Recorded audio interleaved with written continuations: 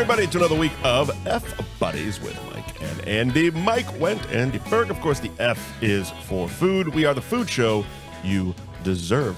Thank you to our sponsors this week, Gary Girolamo Group of Cross Country Mortgage, Ben Franklin Print Company of Middleton, Twisted Fate Brewing in Danvers, Anthony's Roast Beef and Pizza in Tewksbury, world famous Cabaret Lounge, Route 1 in Peabody, Nick's Place in Winthrop, Newmarket, and Raymond, New Hampshire, also nicksplaceonline.com. And welcome back to the show after quite a long, controversial hiatus, Jamie's Roast Beef, not only in Peabody, but also Manchester by the Sea. What a strange 6 months it's right? been. With the downfall of the relationship between us and the beef group and Jamie's because of their owner, who took a giant steaming dump on this community. Yeah. To now, not only are they back to getting reviewed and being liked and given a chance again because of some things that have changed, they've decided they wanted to sponsor the second greatest live show in podcast history. It's fucking true. It is. We're number two. I figured it out the other day because I think that guy Tony, the Kill Tony guy, does his live. Really fucking good. So he's number one, but I can't think of a better live podcast besides that than us. So I think we're number two. We might have to start putting that as our tagline: the second best live podcast in America. That's true. That's absolutely true. I don't see beat us. The live viewers prove it every week. Prove us wrong. So very exciting. We actually have a lot of beef to talk about this week. It's a heavy beef week there. We're beefy. And we get called out every week in the comments that, why don't you talk about beefs? Well, we did in the beginning, but there's not much to talk about. It's a sandwich. It's not the fucking beef show, first of all. I mean, no, it isn't. We just happen to use the beef page on Instagram because it has the biggest audience because we're whores. Right, exactly. But when beef topics come up, we're going to talk about them. Bet your fucking ass, and we got a few topics. Yeah. So let's start with beefs.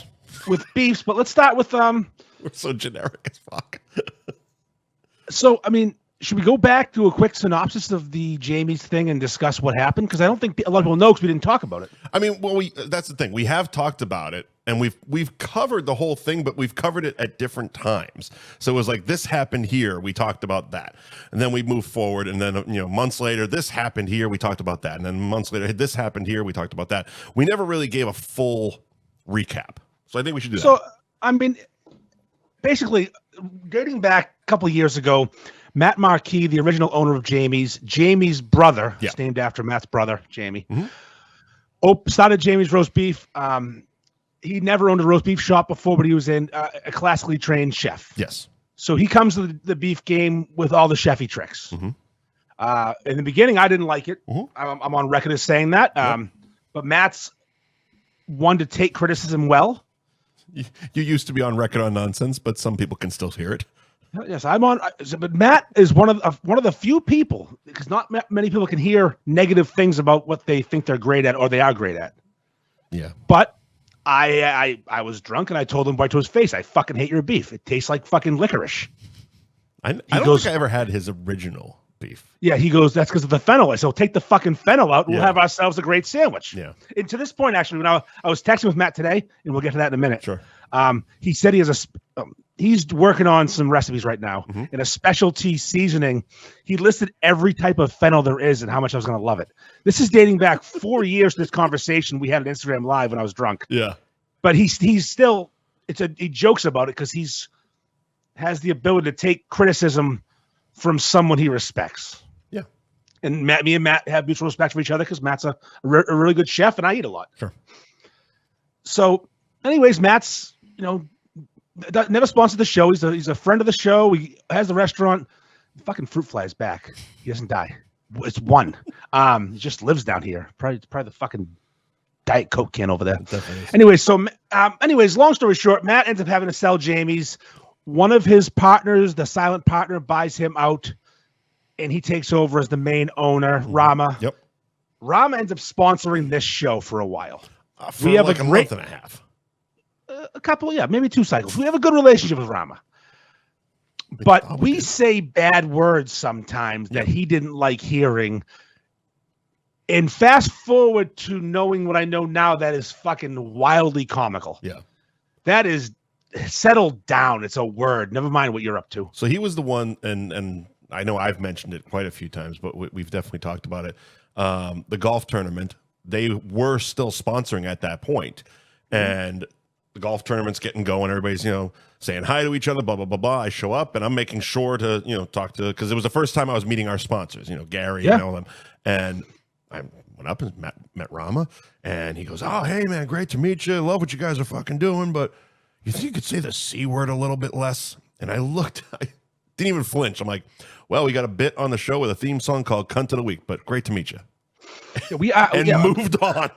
But it's just not going to get into detail. It's hilarious that a word bothers him. But it was one of those things that, we said it on the show the very next week. It's like, well, they're not going to be long for the show. We knew that brief interaction. I'm like, well, they're definitely canceling.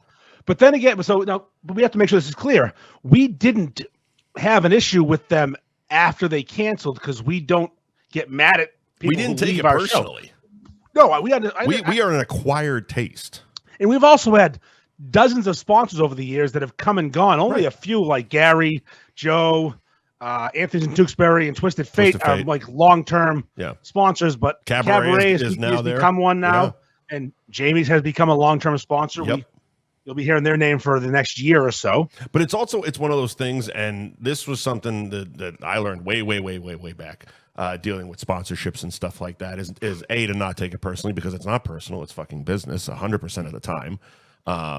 But also, why would you... What positive could come out of shitting on someone for either taking a break or just cancel or not renewing the sponsorship? Case in point, Nick's Place has come back. Yep. Nick's Place was on, then they were off, and now they're back. Fibber McGee's has come back. Yeah. And never once have I ever felt like, with Nick's Place especially, I never disliked Costa for stopping. No. And I didn't pester Costa to come back. No.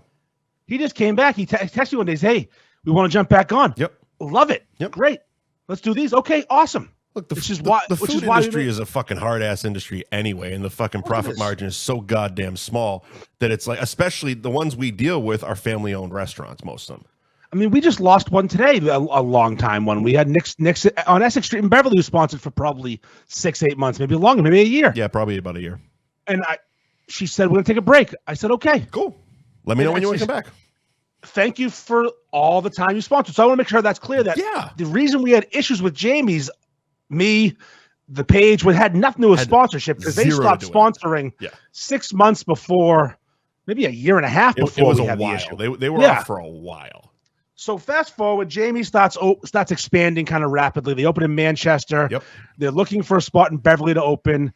Peabody's kind of not doing great because, I don't know what's the word? They're spreading themselves too thin, I guess, is how we're wording it. And Ram is not a restaurant guy. He's a money guy. He's a finance guy. Mm-hmm. He gets the people from the Serenity Group involved to help out, but they're not roast beef people. They're restaurant people. Right. So that's going on. And he starts soliciting my help and Dan Bob's help and Billy Silvestri's help. In a group chat, he starts. Yeah. "I need help, guys. The restaurant's not doing great. We're getting bad reviews. What are we going to do to fix it?" And again, out of the kindness of our heart, we spend time giving him advice. Right. To the point we've talked about before, that Billy and Dan, that's a local shop to them in Manchester. They just want good beefs that are local, because at that time, the place in Gloucester wasn't good yet. And it's funny that it was you three, because it's not like, of all the three people that would want Jamie's to do well, it's probably the three people that have sandwiches named after them on the menu. On the menu. Literally, the three people in that group chat are on the menu. You think they wanted to do well so they can be like, "Hey, go to the shop and get my name." And we don't. And the three of us, it's all an ego thing for us. It's not a money thing. I don't get a cut. I mean, it cut helps from the Angry Ferg. Good. Of course, but I don't get a cut from the Angry Ferg, so the Angry Ferg is an name to me, obviously. It was my idea that Matt Marquis, the original owner, perfected. It was phenomenal. Yeah. Then you get the McDan Bob, which is basically a Big Mac but beef, and then the Buffalo Blue Unicorn, which is Billy's Buffalo. Again, these are sandwiches named after us, and we all wanted to succeed. The constructive criticism was taken as taken personally as personal attacks, and then one day where I'm not sure what was involved to make him think these things to cause his brain to malfunction. I mean, I have my opinions of who might have been involved. We all do. Yep. There's definitely some influence. Mm-hmm. Influencers were influencing. They were doing what they do. They influence. They were trying to influence. They buy that blue check mark and they influence. They buy the blue check mark. They steal other people's shit and they influence. So, long story short, he went on this rant on Facebook, posting, insulting the group, the community, and especially Dan Bob and what he does for a living. Dan Bob specifically. Saying I'm not going to respect the opinion of a guy who drives a fucking septic truck or a sewer truck is how he worded it. Yeah. Have you ever seen Dan Bob's sewer truck? No, I haven't. It's worth more than Jamie's. I mean, I would imagine so. It's a fucking they have his family owns free plug all season septic in Gloucester. Yeah. And they don't need us plugging them because they're busy as fuck. Right. Because Gloucester floods about once a week and they call the shit trucks in to pump it. But also, because he drives a septic truck, you're going to discount his opinion on roast beef sandwich? What are you fucking talking about? And again, each one of these layers is just makes your eyes roll more than the last. It's like, did he know what the roast beef sandwich was? I know it's kind of changed over the years, but for lack of a better term, working man sandwich. It's a shit truck driver sandwich. So if anybody should have an opinion on it, it's probably the guy that eats one probably multiple times a week in his truck. And not just now, Dan Bob is a lot of things. Sure. He's a pretty well-versed foodie, which I hate that fucking word more than anything. Yeah. But the man knows about barbecue, knows about smash burgers, he knows about food. I wouldn't ask him about steak tartare or tuxedos.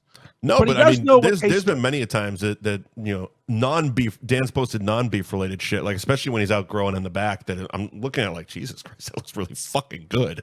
Yeah, the kid, he knows. Look at him. Yeah. He's a big boy. He knows where around food. You don't get that way without knowing how to cook. He's fucking feeding. He's got 92 kids, for fuck's sake. And at least 2 of them are his. I mean, the little one looks like McGrath. It's fucking weird. Hilarious. And then I think the youngest one looks like Billy. Jesus. Yeah, there's some questions. It's been addressed. But anyway, so it's just the way he worded it too, and actually it's similar to something else. The word recently where you discount someone in their opinion based on what they do for a living. Yeah. Basically, Rama said, "Stick to shit trucks." Oh, right. Yeah. Yeah, that's what he pretty much said. So stick to shit trucks. Yeah. So fast forward, there was never a boycott called. He did also name drop Anthony Bourdain. I just wanted to point that out because I think it might come up later in the show. Yes, there was an Anthony Bourdain name drop that he thinks he's Anthony Bourdain, which is weird because the guy's been dead for years. He's not thinking he's anybody. Dan Bob wishes he had Anthony Bourdain's abs now. It is cock. He has a big. Anthony Bourdain has a big Adam's apple, and that's generally a sign for a giant hog. Plus, he was fucking Asia Argento, so it's like I'm pretty sure she's a size queen. And also, he's so confident. It was his arrogance and confidence exude. It's like that's big dick energy. Yeah.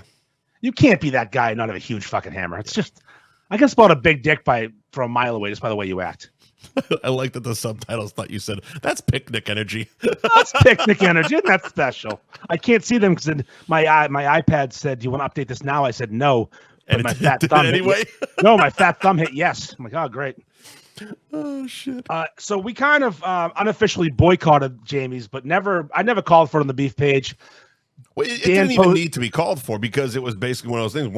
Once it started getting spread around, it didn't take long for people to form their own opinions of this guy. And I mean, again, it's a community. And Dan Bob is a very popular person within that community. As fuck is. He's up there and one of the most, I'd say. So it's like, people. And it wasn't like a lovable cherub too. It wasn't like it was a subtle shot. It wasn't even just about his beef reviews. Like he literally took a shot of him as a man. Yes, it's like, all right, if you don't like the reviews he posts, one thing, but shitting on a guy for providing for his family, providing well for his family. Yeah, it's like that's just a complete cunt move. Yes. So I didn't go back. Right.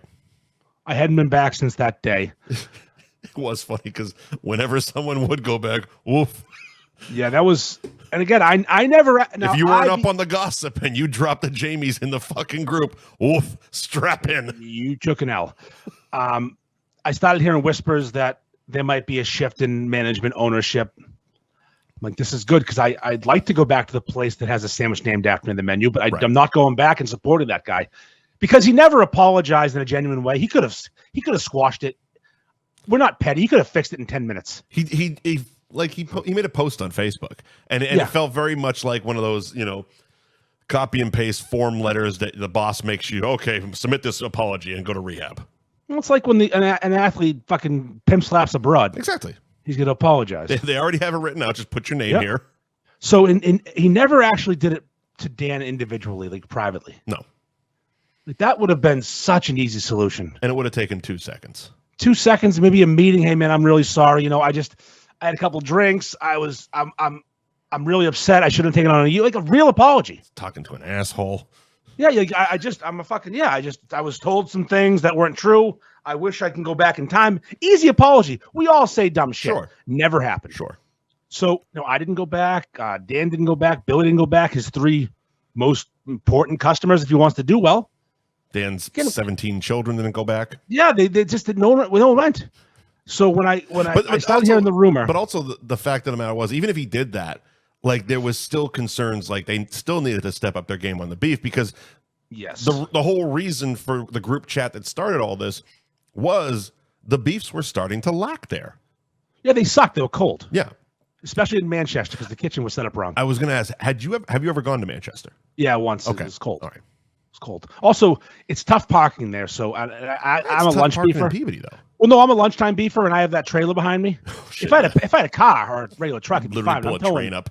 I got a fucking. I'm 3 spaces. They only have 4, so odds of me getting one aren't good. Yeah. So I heard rumors that there was an ownership change, management shift, and I've been waiting for confirmation. I hit up Nikki, who's she's our friend of the Peabody location. She's she was in management. Now she's just kind of back to being an employee because she's managing, I think, was a little tough for her with that boss. Yeah. And she didn't get back to me, like ghosted me for a week. I'm like, maybe it's the wrong number. But we don't text often. I would never. I've only texted her once in my entire life. And it's not on Facebook Messenger. It's on text. Cabaret checking in. How are you? Oh, nice. Hello, Cabaret. Hey, Larry. Or Fang, whoever's watching, or whoever it is. Whoever runs that account. Whoever runs that account. So a week goes by. My phone rings. It's Nikki from Jamie's calling me. I'm like, oh, okay. They love the calls. So she confirms that. Huh? They love the calls. They do love the calls. I don't want to put anything in writing. She confirms that there's been a change. I'm like, okay. Back in business. Now I can go back. And I talked to Jeff Calla, the guy now who's, I don't know how it's all going to shake out in the long run, but the original Jeff is gone. Jeff Calla, who was the silent partner from the Serenity Group, is now not silent. And there's a new regime coming in to take over, which I will meet soon, I guess. But anyways, long story short, Jamie's is back. They've agreed to come on the podcast. They're sponsoring golf holes. Yep. I've been Dan Buslin back. I've been back. We're very happy. This long national nightmare of not being able to go to Jamie's is over. Seriously. It's been torturous. I drive by all the fucking time. Fuck elections, fuck debates. This is what was the problem here. This is what needed to get fixed in the country. It was fucking me up. Like I want to go visit fucking Nikki and get an angry Ferg and say, "Oh, this is awesome. This is awesome." And I want to go pay for my own sandwich, which still baffles me, but we'll get to that at some point. I should have fucking. By the way, I should have told him I'm done paying for my fucking sandwich. And now we can finally go and get one of our stickers put in the fucking place. That's right. Exactly. We didn't even have stickers back when this all happened. No, but it's been a fucking roller coaster dealing with them. Yeah. But now again, I talked to Jeff Calla of the Serenity Group, who is one of the owners of Jamie's. I don't know the structure. I'm not that guy. Okay. But he agreed. I had a phone call today with him about jumping on for a month. A month wasn't good enough for him. He wants to do a year, so here we are. Signed up for a 1-year deal with Jamie's Roast Beef in Peabody. Couldn't Manchester. Tell you how thrilled I was. Like it was a good deep fucking fist pump when you wrote 1 year. I'm like, fuck yeah. No, that we like. Long term is great because I don't have to fucking keep hounding Andy every month to have him run around the North Shore.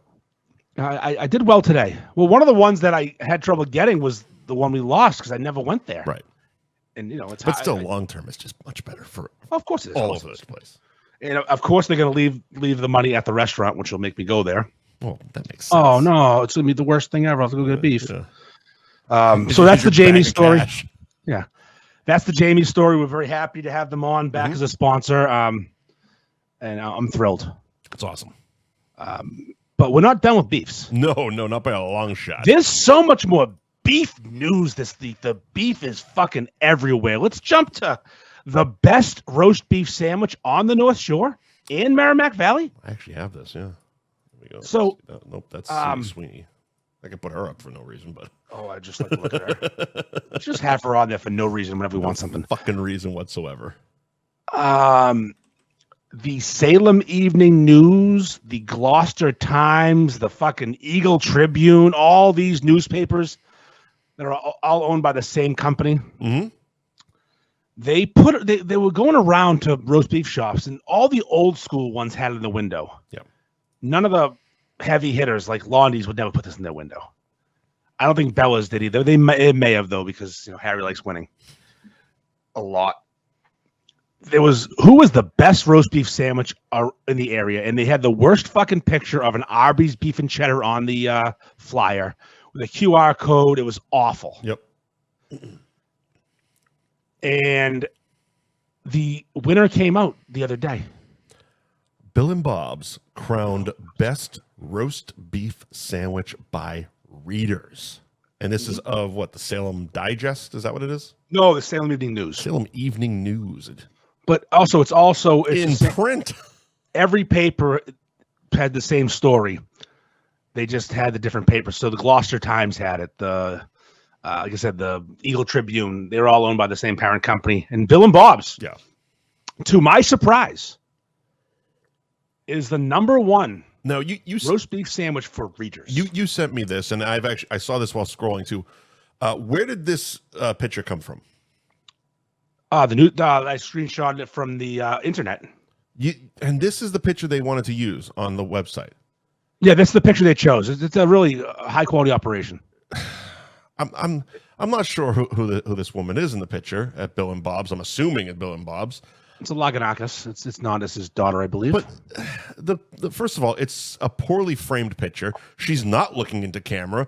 The beef is the least focused on thing in the picture. Like, I would just love to post this in the fucking beef group and see. No, whoever chose that picture, it's not the woman. It's not the woman's fault by any means. It's not a good picture. It's not a good picture. It's not a well-crafted picture. Now, listen, I am not here to say Bill and Bob sucks, because nothing tastes better than Bill and Bob's at 2 a.m. Correct. I've never walked into Bill and Bob's at noon and said, this is a good choice. Right. No one, it has its place. I love it. I grew up on it. I'm not here to shit on Bill and Bob's for what they are in the beef community. They're an important part of it. I did a whole rant last week about it. No, this isn't a negative Bill and Bob's thing. This is definitely for lack of a better term, journalists just copy and paste in the same list for the last 40 fucking years. And I don't know who the fuck their readers are. Did people actually answer this and say Bill and Bob's was the? I can't imagine. Here's the thing, Andy. You go into different shops for lunch for work almost every day, right? Mm-hmm, yeah. When you're there, are you ever gonna scan a fucking QR code on the counter for any reason whatsoever? I took a picture of the flyer to make fun of it, but no, didn't scan the code. Thank you. That's why. Land and Sea had it in their window. That's why. So my guess is Bill and Bob's probably just fucking scanned the goddamn QR code, popped it a couple times on their thing, and moved on. Although, let me tell you right now, though, if it's 2 a.m. And I'm fucking wrecked, and I just got a fucking a fucking Uber to Bill and Bob's, and I'm paying extra. Because you can't drunk drive anymore like the old days, even though Uber is starting to promote drunk driving again. Because they can refuse rides, those cunts. And I'm in there, and I'm waiting. I did see that. Did we talk about that? No, we can. We'll pin that one for a little bit. So, and I'm in there, and I'm ordering a fucking junior beef 3-way, a fry, a cheeser teaser, a broccoli bite, a large fucking Diet Coke. I'm going fat boy night. And while I'm waiting, Roxy yells at me, "Scan that code," because she has that very high pitched shrill voice. Scan the code. Scan the code. What are you doing? Scan the code. That's actually spot on, Roxy. I do a perfect impression. I'm scanning the fucking code. Vote for us. Yeah. She's Asian in that one. She turned Asian real quick. Yeah. She yelled at me last time I was there. It was 2 years ago. I want a shirt. Okay, sorry. But see, in that situation, when you are at Bill and Bob's at 2:00 in the morning, after Ubering yourself over there, definitely. Or if Uber gets their way, drunk driving yourself over there, that's right. There's no fucking way you're doing that vote correctly. Oh no, I'll fuck it up. That's true. I will fuck it up because there's not like there's a special QR code per shop. There's one QR code. Find your favorite shop. You will subscribe to 12 subscriptions of the fucking Salem Evening News.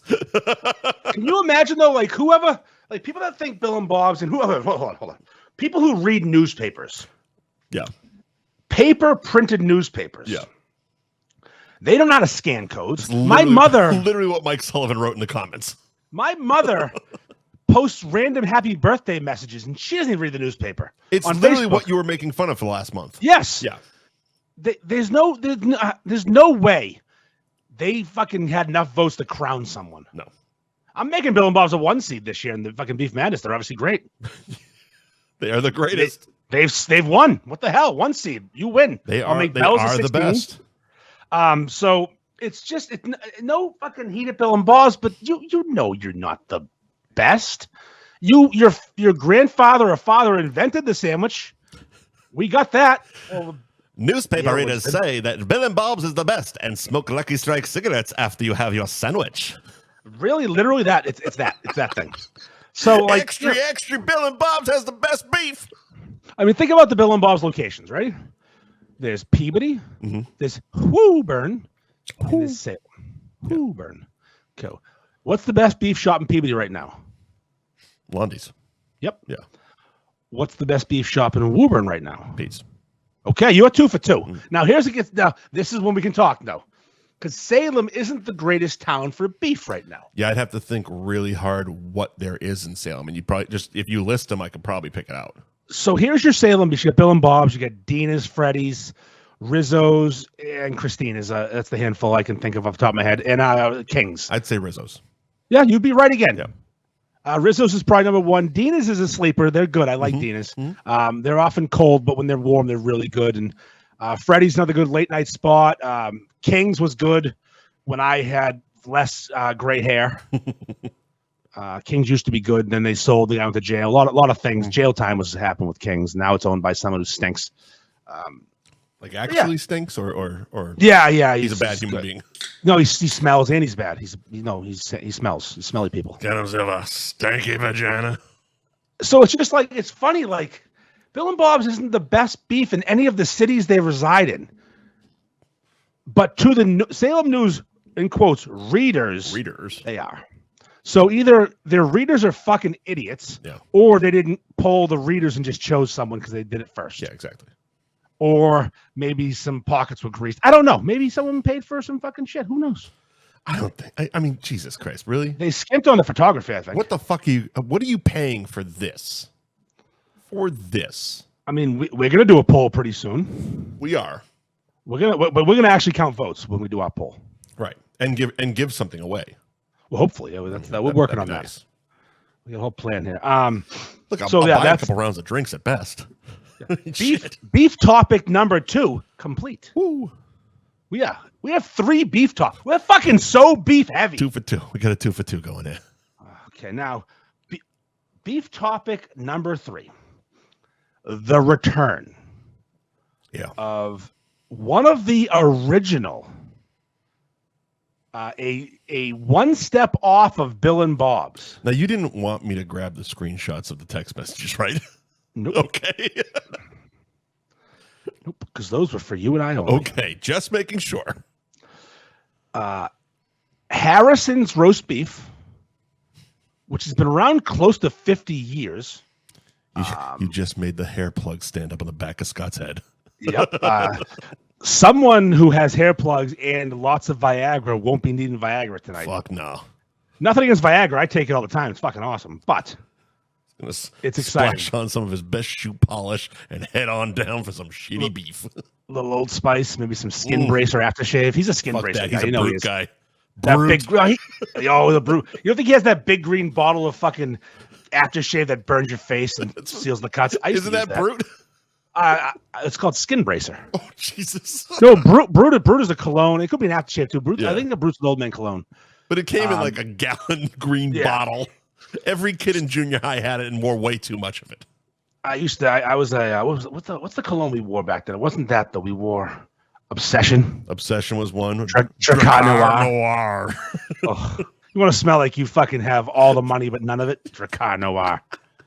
Smell like you're gonna fucking steal a bag of cocaine in my pocket? No.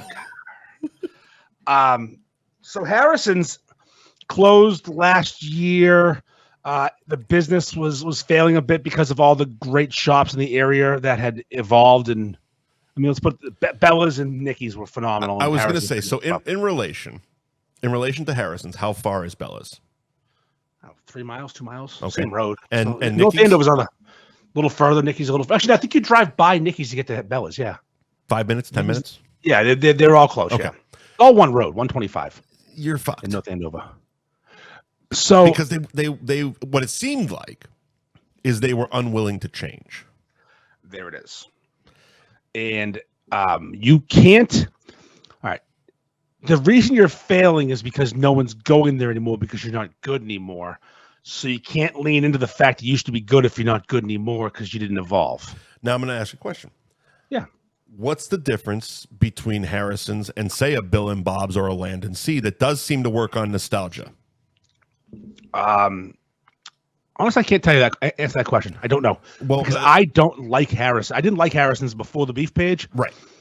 I didn't like them in the 90s. I don't know what. One of our first conversations was about that, and it was I believe it was around the time we were trying to do the TV show with the beef show, and Scott was high on Harrison's, loves it, always loves, and I think you might have sent me like just a private, like you were watching the live stream or something, and he kept mentioning it, and I think you got a private message or something like that, being like, they're trash or something along those lines. It was very, very innocuous, but it was made clear.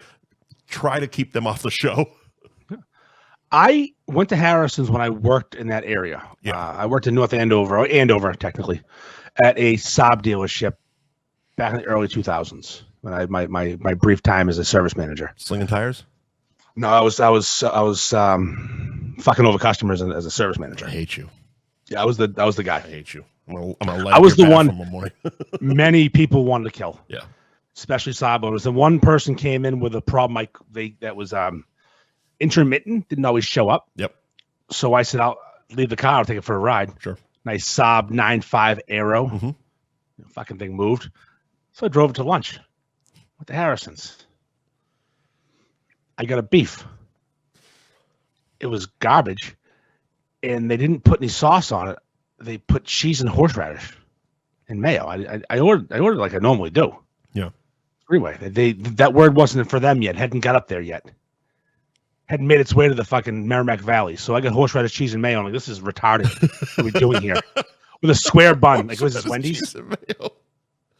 So I had a problem with them long. And I tried again and again. I just didn't like it. It wasn't good. Right. It didn't have the flavor. I didn't like the vibe in that place. Sucked. Yeah. Heavy metal Godsmack vibe. Ugh. Very weird. Very weird. Grimace, if you've seen it in person, would fit right in there. Black with the boots. So Patrick's North Shore Eatery, a guy named Dean bought Harrison's, the building, bought the business. He renovated the whole building. He's a construction guy. That's his thing. He made a beautiful location, did a great job. I don't love the color scheme or the name, but still, it looked way more inviting than what Harrison's had become. Sure. Patrick's North Shore Eatery. They specialized in roast beef sandwiches, lobster rolls, sushi, fried seafood. Yeah, you heard me, sushi. Yep. And everything. It was literally an everything place. Everything place. And as you and I both know, if you do everything, you don't do anything well. You do everything poorly. But I felt when they first opened with this concept that it was going to probably at least be better than Harrison's because they weren't leaning into beef. So they weren't going to be scrutinized as much as Harrison's was because Harrison's roast beef is Harrison's roast beef. This was, Well, we do everything. Beef is one of those things. You'd think that if they hadn't bragged as loud as they could that they were bringing back the Harrison's people. Son of a bitch. That's not a positive. It closed. You say it like it's a good thing. What the fuck are you doing? It closed for a reason. Did you not see it? You bought it, for fuck's sake. You have it now because it closed. No one wanted to retire. You don't retire if you're making money, especially in that business. You hire a manager. It closed. And you don't let a legacy place close. Land and Sea has been around for a little longer than Harrison's. Mm-hmm. The original guy who owned it, he's still there. He's 175 years old. Yeah. Wonderful guy. He's a grumpy son of a bitch. I talked to him once and he hung up on me. He's got 3 hairs on his head. Tremendous seafood maker. Yeah. Whatever.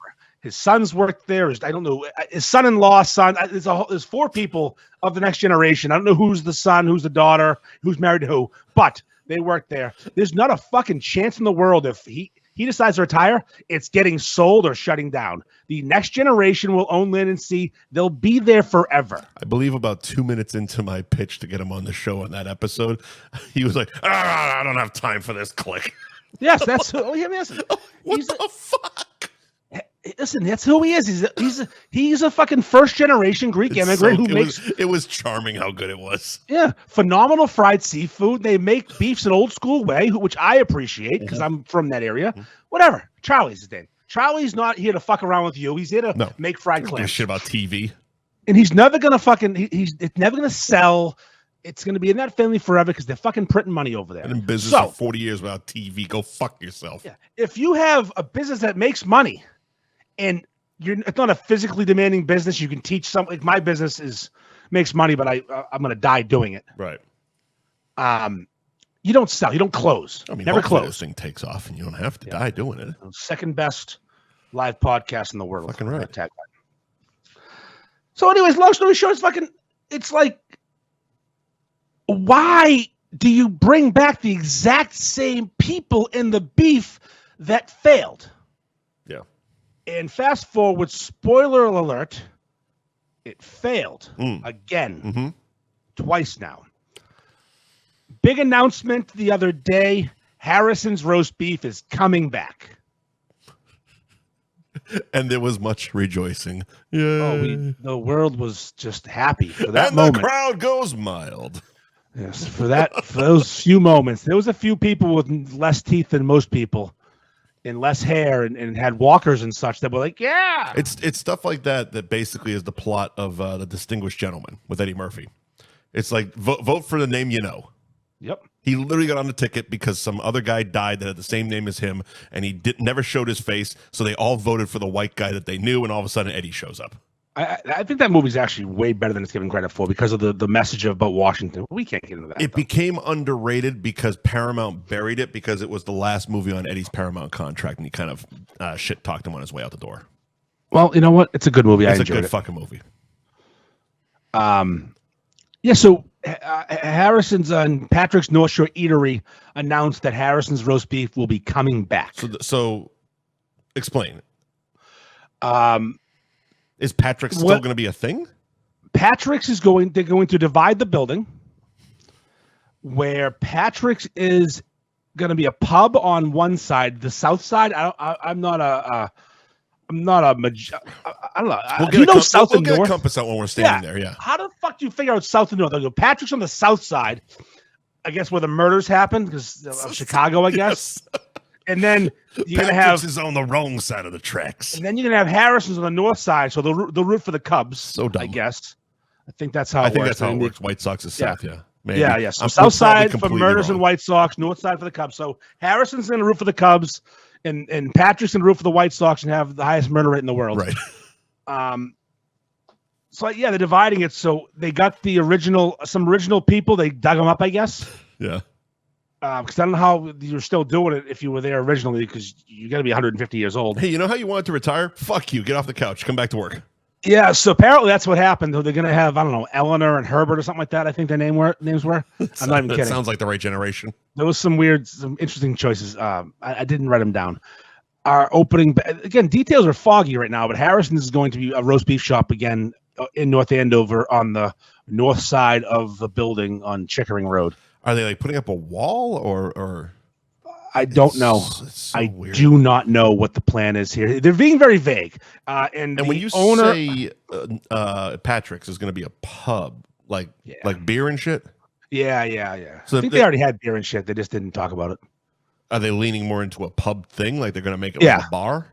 Yeah, restaurant, bar, TVs, sports bar-ish, which is actually not a bad idea for the area. Because the area they could work in their favor. And Jesus, if they do like a 40% decent beef with a fucking bar, that wouldn't be a bad idea. They're not going to get great reviews on the fucking page, but there's going to be a wall. There's got to be a wall. There's got to be a wall, right? Yeah, Godsmack on the left. Red Sox on the right. Diana Ross on the right. Yeah. Again, we don't have the details to being vague about it. I do know that in the comments section of this post, and my DMs are flooded right now because of this. It was kind of made, I don't know, a little shade was thrown our way where they were like, we're not trying to compete with Bella's and Nikki's. We're doing the old school Harrison's roast beef. We don't really want to, cater to the NSB crowd. Okay. They could have stopped before the dig. Yep. My question would be, okay, Mr. Want to play it old school, want to be old school. Are you going to do old school prices? Ooh, no, they were one of the higher priced beefs. That's what I'm saying. You can't do a shitty old school beef for fucking $14. But again, let's get back to this topic though. Ready for this one? I'm ready. They've closed twice this year. This year. Stop selling the beef that's causing you to close. Evolve just a little bit. Or like you said, go lean into old school. We're old school size, old school flavor, old school prices. We buy day old shitty meat and we're going to sell it for day old shitty prices. Like $7 juniors are back. Like lean the fuck into that. I'm in. I'm fully in. You got me. Yep. Nope. You don't got me when you just you gotta toss that fucking dig in. And then I sent you some screenshots down a rabbit hole. Such a cunty move. Of the messages this guy who took it over has sent me in the past, and this is well before he owned Patrick's, and some of the posts he posted on the beef page. Another one that just has a few too many fucking Chardonnays and goes and tough talks the world. We've been there. And he's bragging it to people about, what was it? He's Guy Fieri, but he spelled it wrong. Gordon Ramsay spelled it wrong. Hang out in his kitchens. They just hang out. They've never actually done their shows there. Notice that? No. He's also a cowboy. He raises cattle. It was such a bizarre conversation. And also Anthony Bourdain. They're fishing buddies. They were fishing buddies. It's too bad he didn't end up at the end of the same rope. They could have strung up a different kind of hook. Yep. And now this is the move of certain people, and it's a move I don't ever fall for, ever. It happened with the previous owner of Nikki's, who's a fucking psycho. We got to talk. Yeah, no, the previous owner. The wrestler's great. I love the wrestler. Okay. The previous owner, years ago, had a bit of a Google history you could find out pretty easily about tuning up his wife. Yeah. Oh, the guy who kept requesting to not be mentioned on the page. Yes, but also wanted to always call me. I'm not going to call you so you can threaten me verbally instead of writing it. You want to threaten my life, please do it via text so I can keep track of it. Also, I don't like seeing friends' names show up on a fucking caller ID. I don't know you, pal. The only call I've enjoyed taking recently was ever called you. No. I don't. Not once. I enjoy. We do these Skype calls. Are the only calls we do. Yeah. I don't like phone calls. I enjoyed one thoroughly today. Do you know why? Because it said Jeff Calla. Yeah. And I knew it was with 1 year sponsorship. Yes. I knew that call was going to be a good one. I said, I got to take this call. Yeah. So this guy from, I don't know, Patrick Harrison's, all the places, he sends me his phone number and says, make sure you text me first. I get a lot of spam. What? Stop being a fucking dramatic psycho. And also, Jesus Christ, stop clicking on emails. Because no, you don't.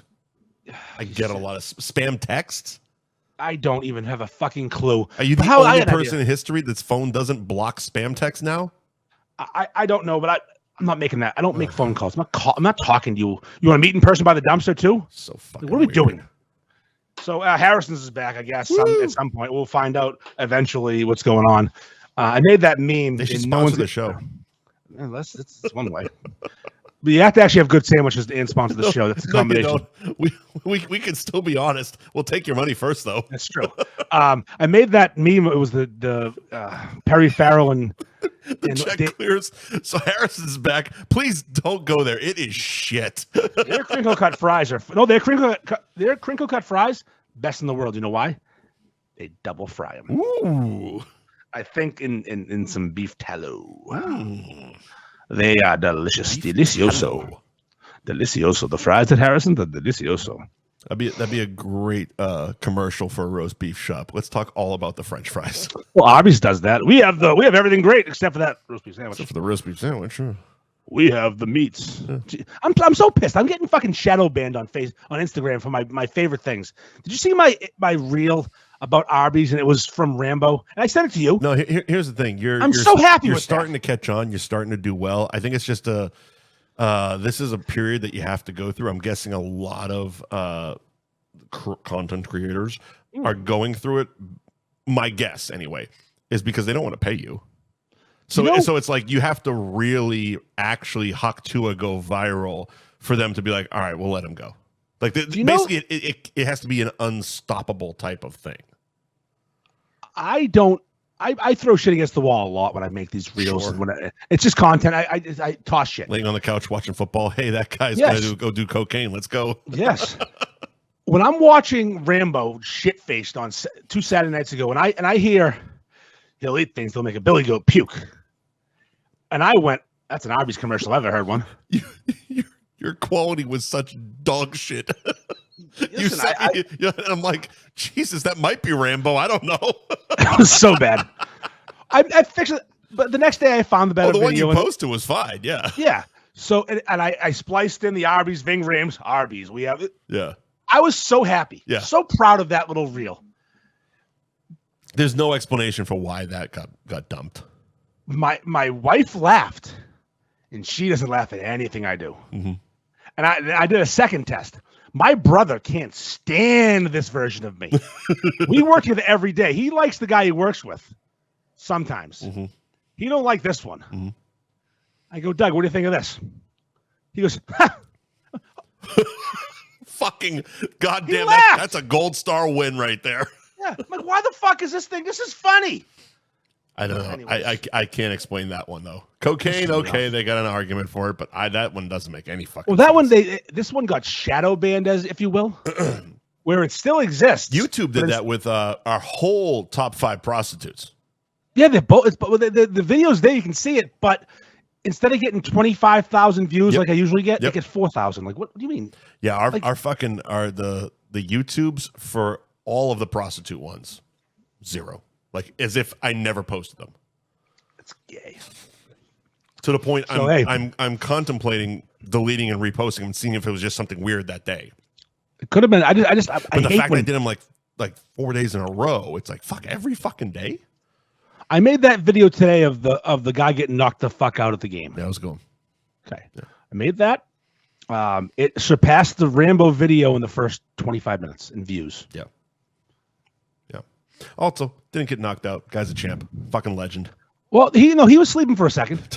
he was nodding a little bit, but the beer stood tall. The Coors Light was strong. He was getting beat up. Fitzy had the best comment. He didn't know there were 2 of them. Yeah, because they looked identical. How did he know he had backup? He had the same uniform on. They looked identical. They did too. Also, it's such a bad look to get knocked out by someone that weighs 130 pounds. And he was a big dude. But you know what, though? What a lot of people don't realize, there's a button on a lot of people's jaws. Sure, of course there is. I don't have the button. I didn't get one.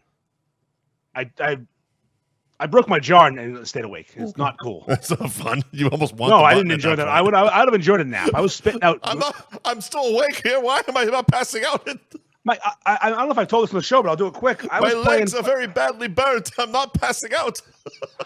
I was playing flag football and collided with somebody, running full speed. He was this tall, jaw height. Mm-hmm. His head hit my jaw with such force it broke my jaw in the front and the side. Fuck. It caused my flag wisdom football? teeth. Yeah, we didn't see each other. We ran into each other. It was. I was 21. Actually, I was 18. But it wasn't for contact. It was just we ran into each other. I was playing safety. He was playing wide out. It was a collision. We weren't looking. Yeah. His head hit me in the jaw so hard that I broke my jaw in 2 places. My jaw was crooked. I couldn't talk. I was spitting out my wisdom teeth. Yeah. They hadn't come in yet. They got shut in my mouth. Jesus. I didn't go down. I didn't go unconscious. Mm-hmm. The guy who hit me was unconscious. He had a concussion. Yep. They were tending to him. Mm-hmm. And some random person walks over, looks at me and goes, "You all right?" I go, "I don't think so." My jaw was across the fucking field. I mean, have you seen the size of your fucking head? Imagine I was like a fucking monster.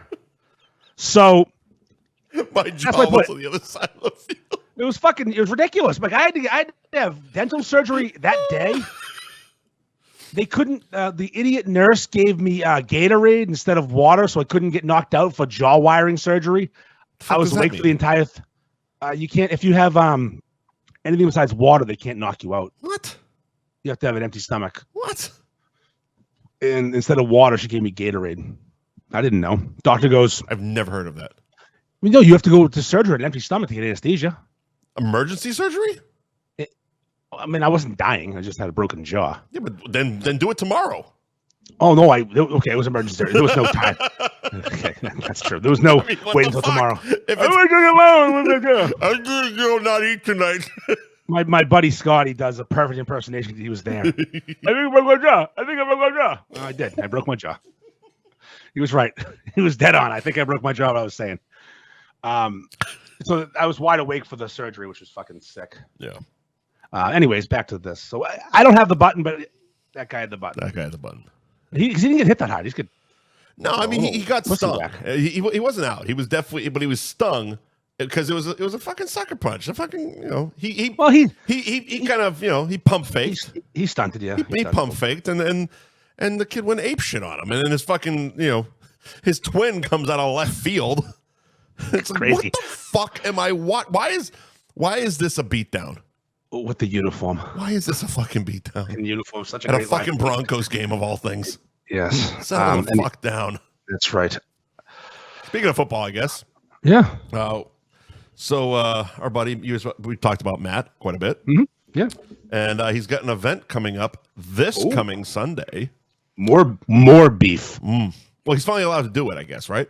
Yeah, well, I mean, the guy who was causing him not to do it is no longer stopping him. So I guess, again, that was such a bunch of bullshit. Because that was a whole other thing. Because there was a point where Matt wanted to do like a one-off, like pop-up beef thing, and he got like a cease and desist or some shit.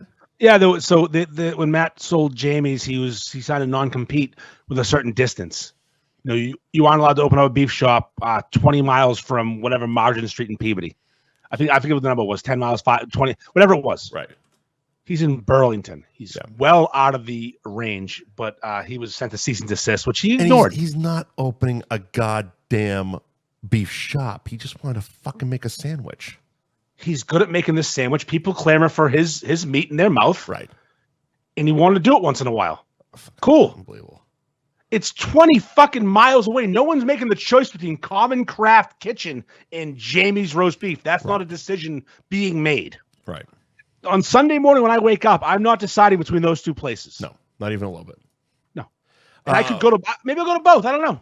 But this coming Sunday, September 29th, at Common Craft, which is 75 Middlesex Turnpike in Burlington. It's going to be a whole fucking blowout from 11:30 a.m. until the food is fucking sold out. North Shore roast beefs. You can have either the traditional three-way or Chef Matt's special, which I'm going to ask you about in a second because I know you know about. Also, classic buffalo-style chicken wings, beer specials. Again, 11:30 a.m. until they sell out. This coming Sunday at Common Craft, 75 Middlesex Turnpike in Burlington. Tell us about Chef Matt's special roast beef sandwich. I don't know how much I'm allowed to say, but I'm going to say it all. Thank you. Look, you can't text Andy Ferg on a fucking Tuesday Yeah, it's coming out. It's I've kept one secret in the last 10 years, and it was the Twisted Fate one because Dave would have shot me if I dropped it. Yeah. And I kept that. I kept teasing it, though. I kept coming close. Fucking garroted your ass. Oh, you like that? Dan Bob's he's like me. He's got ideas. Mm-hmm. And Matt's a great kid to drop an idea on. He is always, remember he did the beef poutine? That was my idea. He did a lot of things. His Greek freak was my idea. Yeah. Matt's open to ideas. I love that about him. Dan wanted to do a fall special beef. Well, he's a chef. So again, they're by nature creative people. Like, it's that, how many fucking TV shows are there that they just throw them a basket of fucking shit and they make something? Yeah, that's right. Well, first he told me that the special beef's gonna be all fennel because I hate fennel. Fucking hilarious, by the way. Of course. He's doing a fall themed beef with pumpkin spice latte aioli. Fucking Christ. Apple infused barbecue sauce. Yeah, Dan was really jerking off the fucking apple cider donuts the other day. Yeah. Apple cider donut bun is a possibility that's still not confirmed. Could be an alternate, maybe. Yeah, I know that was wanted. Gruyere cheese, which is the French cheese you get on a French onion soup. It's delicious. I love Gruyere. Yeah. Mozzarella, right? Oh, mozzarella too. Yeah, little mozz. Probably a little bit of the mozzarella. Ooh, we're gonna go to Walmart dressed as fucking Beetlejuice and go fucking jerk each other off on roller skates. And then eat some fucking moots like some douchebags. We have literally no shame at this point. We don't even make money anymore. We just have no shame. We love embarrassing ourselves. We're trying so hard to just be noticed. We went to a makeup artist and everything, bought costumes for 4 views. They bought the costume for $4. What the fuck? $4, 4 views. Common Craft this Sunday. This specialty beef scares the fuck out of me. Here's the thing, and I told you this as well. Like, all of those combinations of flavors don't make any sense in my head when I read them. Mm-hmm. I would absolutely try it, and knowing Matt, I'd probably fucking enjoy it. All I know about Matt is this. He managed to make a roast beef 3-way ice cream. Tastes good. See? Do you remember that ice cream? I remember. I never had it, but I do remember it. I'm going to give you the ingredients, how he did it. Yeah. Beef flavored ice cream, which is he just added beef stock to ice cream and made it a little salty. Yep. James River caramel. Mayo frosting, which mayo frosting is a thing. It's like, I've had a cake with mayo frosting. It was fucking weird, but it actually is delicious. Add powdered sugar to mayo, and all of a sudden it tastes good. Mm-hmm. And he did like what's the word I'm looking for? Bread pudding with the sesame bun. Well, like a sesame bun bread something. It was phenomenal. I think it was bread pudding. It's phenomenal. Yeah. So the kid can cook. He can make chicken salad out of chicken shit. I think 100%. Well, you know what it is. He's a chef. Yeah, that's just it. He's a chef. No, if you haven't heard, Chef Matt's a chef. We'll go over it. There's a whole new kind of chef out there. But Matt Marquis, new kind of chef. What's it new? I'm new in town. It's a new age chef, a disco chef. I have AIDS. I am single, and I am new in town. You ever see that John Mulaney bit? No. His special is called New in Town, and the bit is, hello, I am single, I have AIDS, and I am new in town. No, it's that one. I don't think I would have led with I have. So while I was waiting for you to reconnect, I was just fucking staring at Anthony from Tewksbury's steak and cheese. Motherfucker, that looks good. With the Cooper's cheddar. I don't know what it was. It was just 2 hands holding the fucking steak and cheese, like presenting it like fucking Jesus. It looked. They're using Cooper's shop cheddar. It's a Philadelphia. The Philly. So fucking good. It's like, I guess it's more like South Jersey. It's like a Philly though. It's a different variation. I want them to move Anthony's and Tewksbury to Danvers. I know you do. I really, because I want to go there so bad. And on the weekends in the summer to Maine. Yes, go to Maine. Open one near Province Lake in Maine, if you wouldn't mind.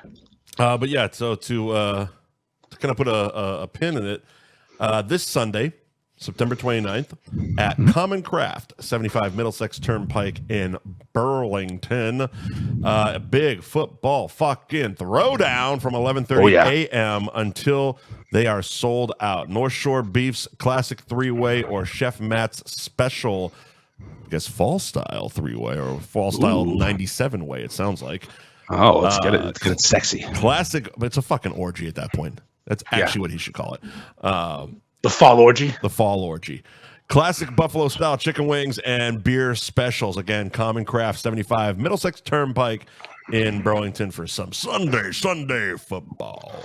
Get to watch the Patriots lose and have a delicious sandwich. I mean, at least if you have to watch them lose, get drunk and eat some good fucking food, right? Listen, I'm here for it. You know me. Fucking A. I got to take a piss. So, speaking of fucking while you're losing, give it to him. Oh, the Gary Girolamo group of Cross Country Mortgage at Buy and Refi on Instagram. Hey, guess what? The rates are fucking down. The rates are going down, baby, because the election's coming up. We know how it works. Gas prices are down, rates go down. What a wonderful time if you bought a house last year when the rates were fucking jumped down high, it's a good time to refinance. Get a rate quote. If you haven't bought a house, you've been eyeing up that house, the rates just dropped.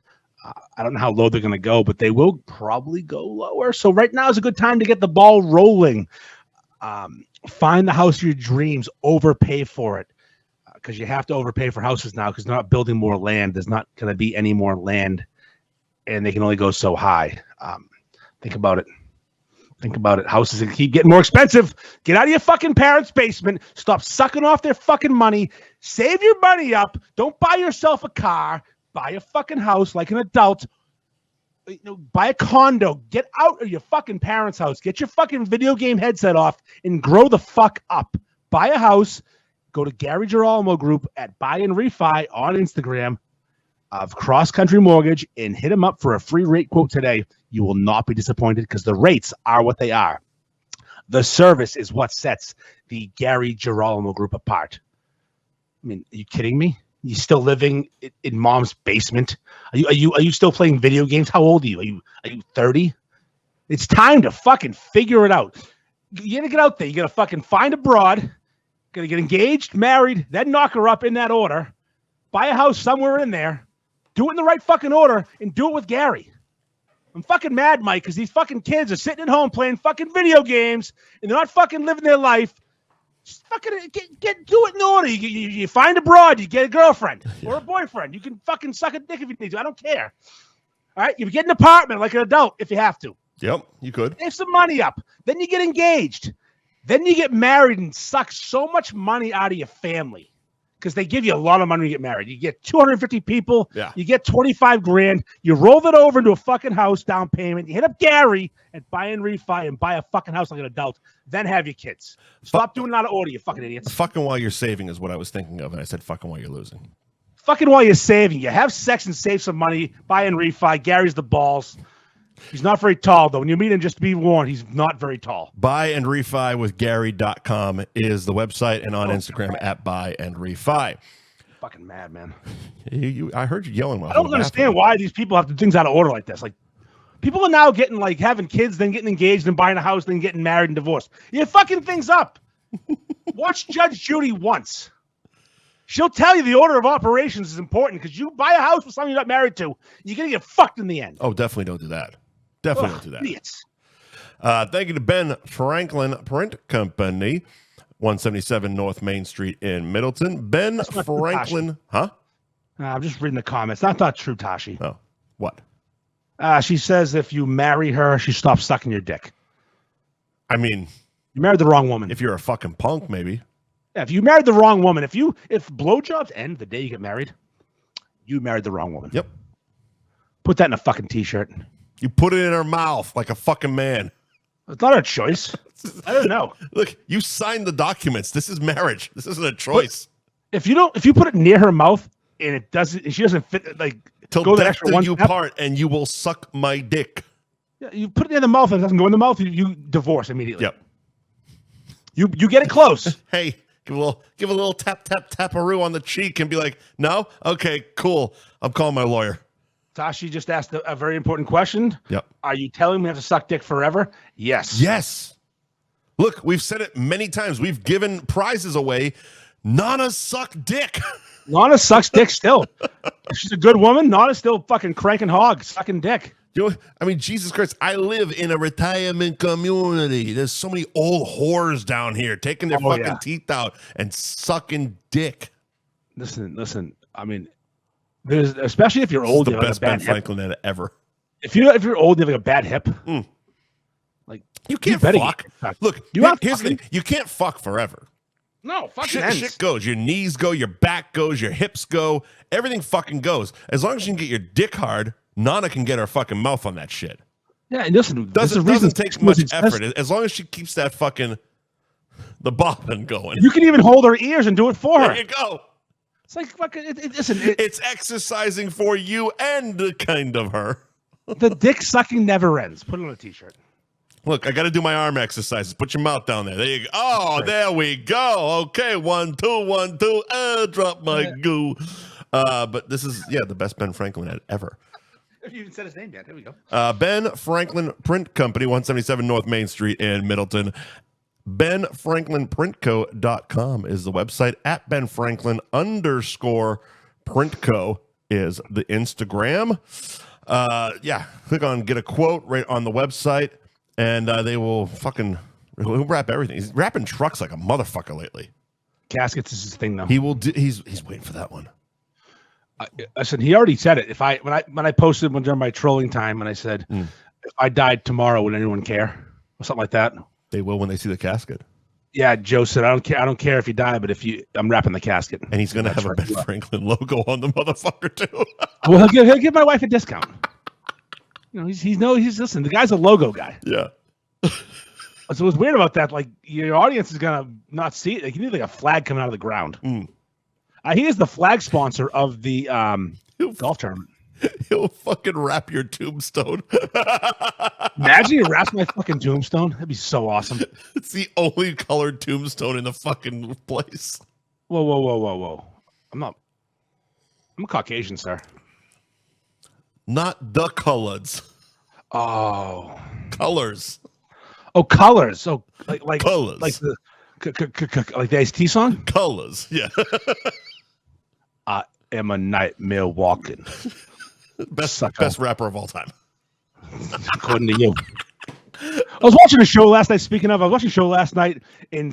By the way, if you want your coffin wrapped and it's your first order with Ben Franklin Print Company, mention F Buddies and they'll give you 10% off. He might give an extra 10 for your last order. There you go. That. First and last. I was watching a show last night and some cop was puking because some 10-year-old was dead. Mm-hmm. And he's my wife's. I go, why is this fucking pussy puking? She goes, this is a little child dead. I go, Ice-T would say something cool on SVU right now. What show are you watching? A show called Altered Carbon. Stinks. Is it? Oh, okay.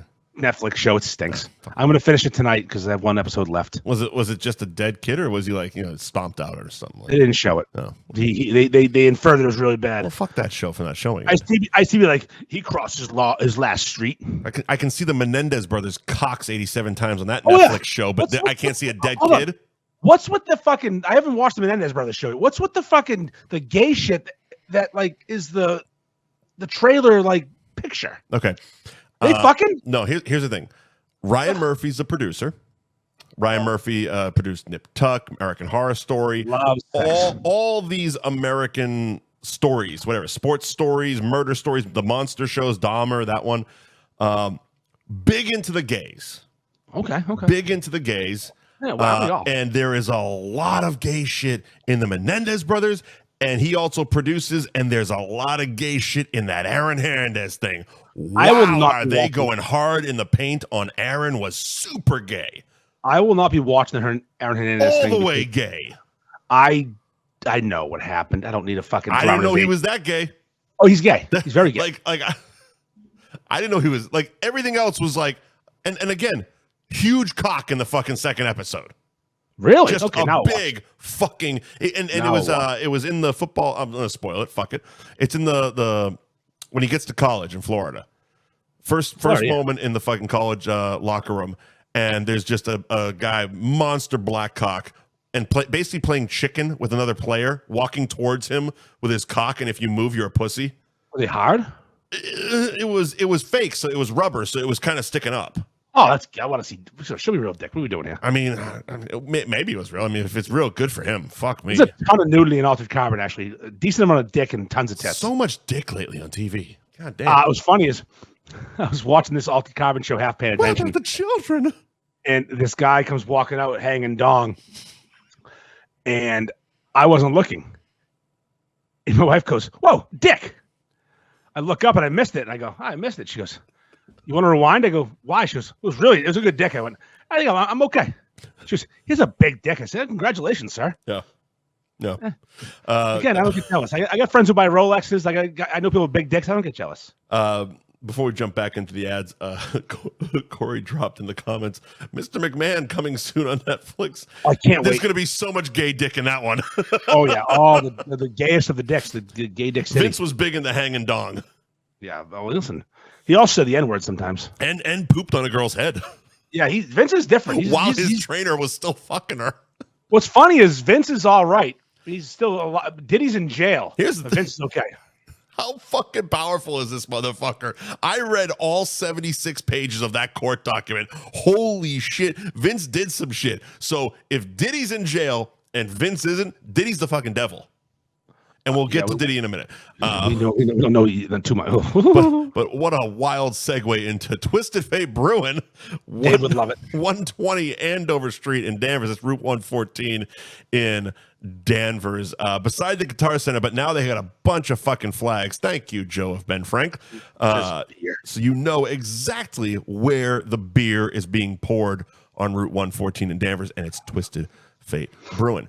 Head to their website, twistedfatebrewing.com, click on Find Our Beer, and you can find out where their beers are being poured. Calm the fuck down. Where the beers are being poured in bars and what liquor stores are selling Twisted Fate. Also, their current tap list is available on the website. And if you head over to their Instagram at Twisted Fate Brewing, you can catch their weekly tap room hours. Generally, they update them on Wednesdays or Thursdays, just so we can't read them here on the show, apparently. Perfection. Because every time I click, I'm like, "Oh, is this a new tap room?" Nope, it ended yesterday. Me and Dave are both working on I'm getting permission and he's getting someone to do it. Samples at the golf tournament on the 14th hole with McGrath and them. I just need to get Peabody Golf Course is technically dry. Really? Yep. Really? Yeah. Technically, it's dry, but we had the Rumson's Rum people there last year and giving out samples that was authorized. Yeah, and they're not coming back this year because I didn't ask them. I forgot to. So hopefully I can get. Dave's going to ask his sister-in-law Courtney. Okay. To hang out at the raffle hole with McGrath and Findell and a lot of the volunteers, one of the holes. I'm sure Festa and I will be hanging out at that hole. Yeah, there'll be some Festa action. And Cabaret strippers also, I'm going to find out Friday what the deal's with that. I'm going to... Shit. Listen, I got one I want to request, please. The only thing is, I have a small budget for whores. Okay. This isn't gratis, obviously. No. We'll talk. Okay. But some folks get paid for their time. Okay, fair enough. Because they increase the enjoyment of the party. They don't get makes sense. They have tits and ass. I mean, it would be great if they came along to the after party too. Just saying. I mean, it's of course, but that's the thing is how much do you want to spend? There's food. There's blue tickets. There's a stage. What could go wrong? I can put a pole in. I am a contractor of sorts. I can get a pole signed up in fucking 10 minutes. You find the rafters. You fucking mount it to the fucking floorboard. I can find a stud in his sleep. I mean, listen, my wife found one. I can find one. That's right. Your mom still finds me once in a while, too. Your mom's a great stud finder, just so you know. Mm-hmm, she can she can just grab me by the dick. Just grab me by the penis and pull me in. I got no choice. Her new place is really nice, though. Yeah, thank you. It's a nice spot. It's woodsy, very woodsy. Very woodsy. Yeah, it's like set back, Anthony's Roast Beef and Pizza in Tewksbury, 1921 Main Street. Stepdad loves watching. It's so weird. Anthony'sTewksbury.com is the website where you can order online, pick up your gift cards, join their loyalty rewards program, and go over to the Instagram, ARB Tewksbury. Like I said, goddamn fucking, that steak and cheese looks fucking amazing. Cooper's shop, kid. The cheese steak. It's a fucking cheesesteak, not a steak and cheese. Settle down. Cheesesteak, steak and cheese. These fucking people. No. Some of these people say steak and cheese. I fucking hate them. Yeah, no. It's a cheesesteak. We grew up saying steak and cheese. We did. I didn't. We did. Most of us did. Most of us, steak and cheese was the thing. Yeah, not me. Yeah. Cheesesteak. Okay. Send it. Well, you're special. Thank you. You're fucking special. But yes, it is Cooper's Sharp. Cooper's Shop, kid, and caramelized onions. It looks motherfucking phenomenal. They posted a video probably a few days ago of their big ass fucking party pizza, and all I could think of can we get that to the Cabaret in October? Yes, please. How do they clean those fucking like logs they put the beef on? To what now? When they serve a beef in house, it's on like a fucking log. How do they clean those things? Soap and water, I would assume. It's probably true. You're probably acting up. Maybe a sponge. A man has been in restaurants. Yeah, I would go soap and water on that one. I was thinking, but you're right. Soap and water. There you go. A little jizz. A little extra. You know what? It does get frothy if you. A little dabble, do ya? Listen, I'm not sure what you've done with it, but sometimes you play with it afterwards and it gets frothy. It's all gooey. It goes from gooey to frothy in moments. I am Aquaman. Delicious. All right, Salem. Oh, we're gonna go to Salem. We're going to It's almost Salem. Halloween. Let's go to Salem and fucking kill ourselves. Seriously. So Salem is First of all, speaking of Salem, shout out to Sidelines having the best fucking attitude about having a car drive through a wall ever. Yeah, they've been killing it. They've been absolutely killing it. Your favorite hole in the wall just made me laugh my ass off this afternoon. Adam has been doing a really good. Adam or Dave, I'm not sure who runs the account. Adam and Dave are the owners of Sidelines and Patty Kelly's, and whoever's running coming up with the slogans and the jokes, they've been killing it. Fucking really funny. Kool-Aid Man jumping through, just perfect. I know they were talking about the fact that they're doing the renovations, they're rebuilding, blah blah blah, and they'll be opening soon. But I didn't even read any of that. It was just the first sentence and a picture of the hole in the wall, and it said, "Oh, your favorite Salem hole in the wall." And I'm just like, I don't need to read anymore. That's fucking hilarious. I mean, we did the 55 Rito ad. We did. Yeah, I still got it over there. I'm not going to do it right we now. Put them in there. So Salem is expecting 1.2 million people in the month of October. Direct from his residency in the Vegas Strip in Atlantic City. No, I'm not going to fucking do it. And here's the thing. The Salem Low, which is the Chinese restaurant at the Salem Willows. Yeah. Which closed like 2 years ago, then reopened with new owners, has announced they're closing. Again. Yeah. I have this crazy idea. Wait a fucking month. You have 1.2 million people coming. The Willows have never leaned into haunted happenings. How are you not? Who's in charge of the Willows? It's so weird. It's like they act as if they're only a summer place. It's October. It's like, first of all, it's not a beach. Like they sincerely, it always felt like they acted like it was fucking Hampton Beach, like Junior Hampton Beach. But it's like it's not a beach, first of all. So and it's Salem. The weather's the same there as it is anywhere else in the fucking city. Yep. Lean into that shit, motherfucker. You have restaurants, you have skee ball. You got a fucking arcade.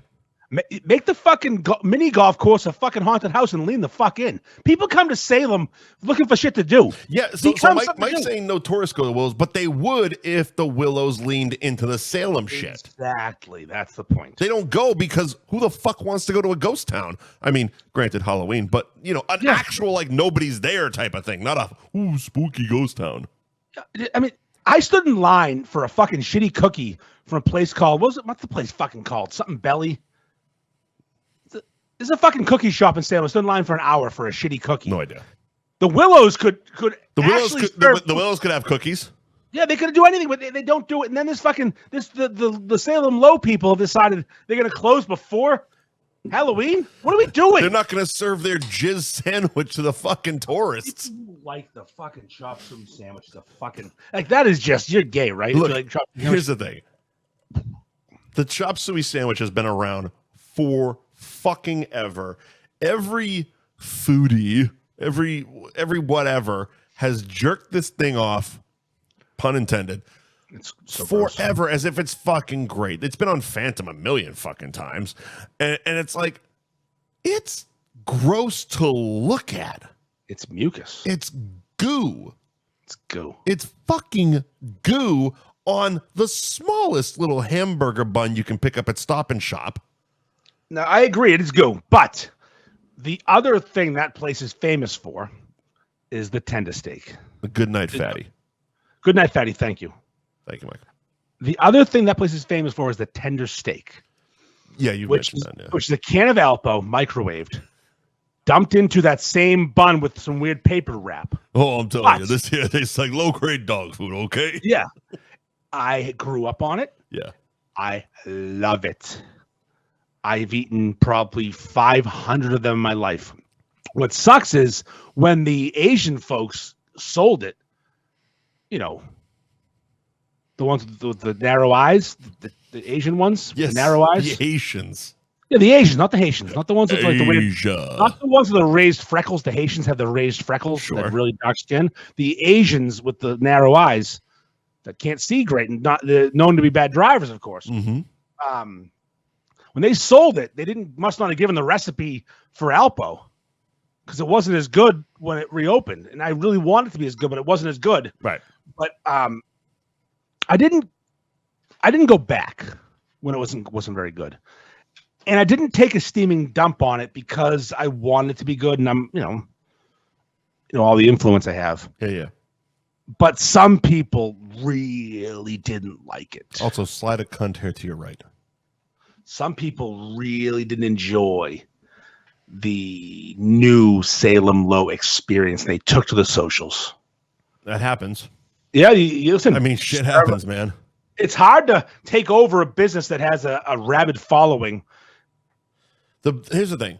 The best thing you can do if you take over a business like that is don't change a fucking thing.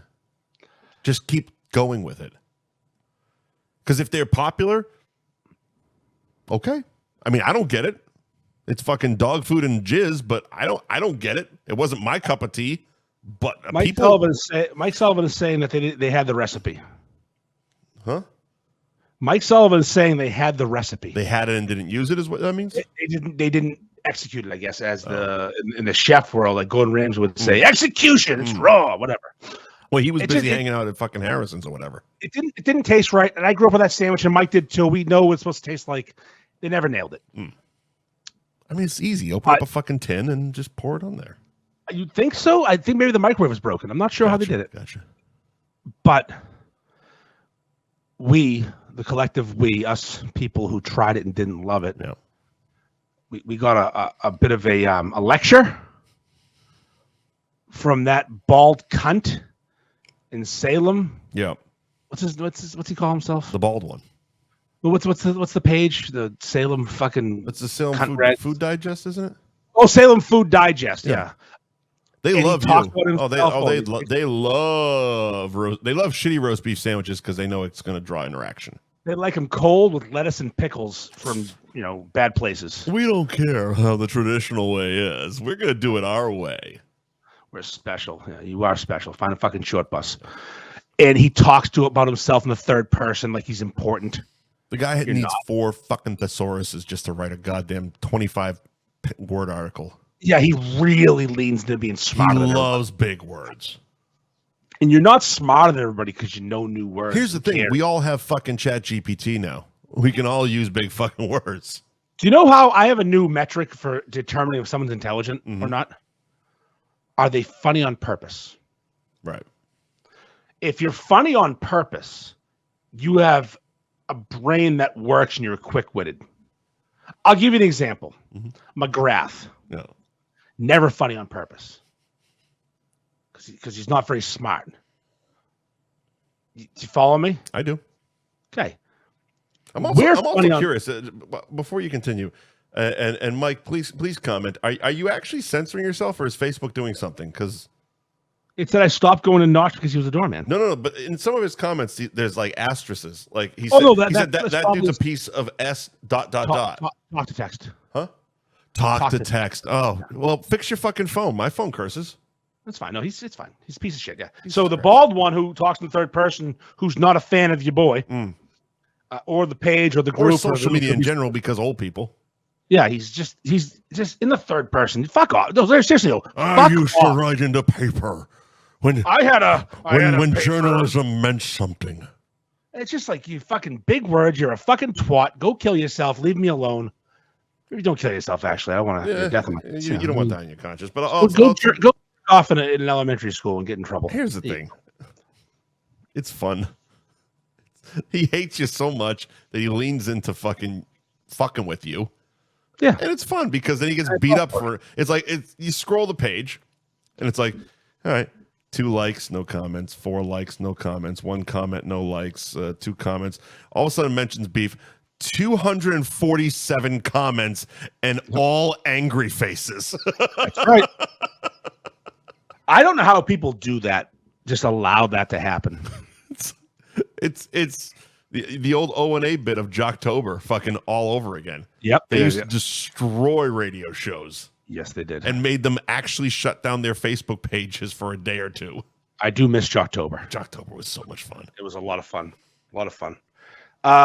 One thing about, so someone posted earlier, the general manager from the Derby in Salem posted the article about the expected people coming into Salem, 1.2 million people coming to Salem. And she put the cool emoji because she runs a restaurant. Cool. And this is their bread and butter. This is their month. Like, you go to most restaurants in Salem in non-October, it's fine. Yeah. But October is when they make their fucking money. Sure. Longboards, the Derby, Finns, they're sea level. They're all going to make their money this month. Try finding parking anywhere near Pickering Wharf. Well, that was the whole, I think it was, there are 4,000 parking spots in Salem and 1.2 million people are coming. Yeah. Enjoy. That's a bukkake if I've ever heard it. It's a good day for Uber. It is. Uber probably won't go there either. Drunk people. Well, they'll drop them off. Yeah, they just won't pick them up.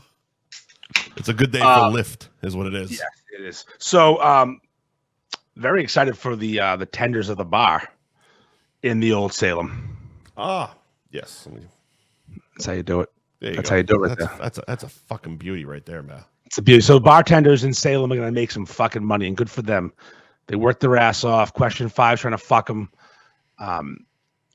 And we talked about this, Mike. Yes. Briefly. We talked about the good bartenders last week and how we have our favorites. And I got a side text from Matt West, loyal listener, Beef Group mod, wonderful midget, little person, if whatever you call him. He's small. Billy Barty. Yeah, he's not tall. His son, who's barely 1, is already taller than him. It's proportional, kind of sad, but small hands. Yeah, he has the hands. The hands. Excellent at Wordle, as you'd think.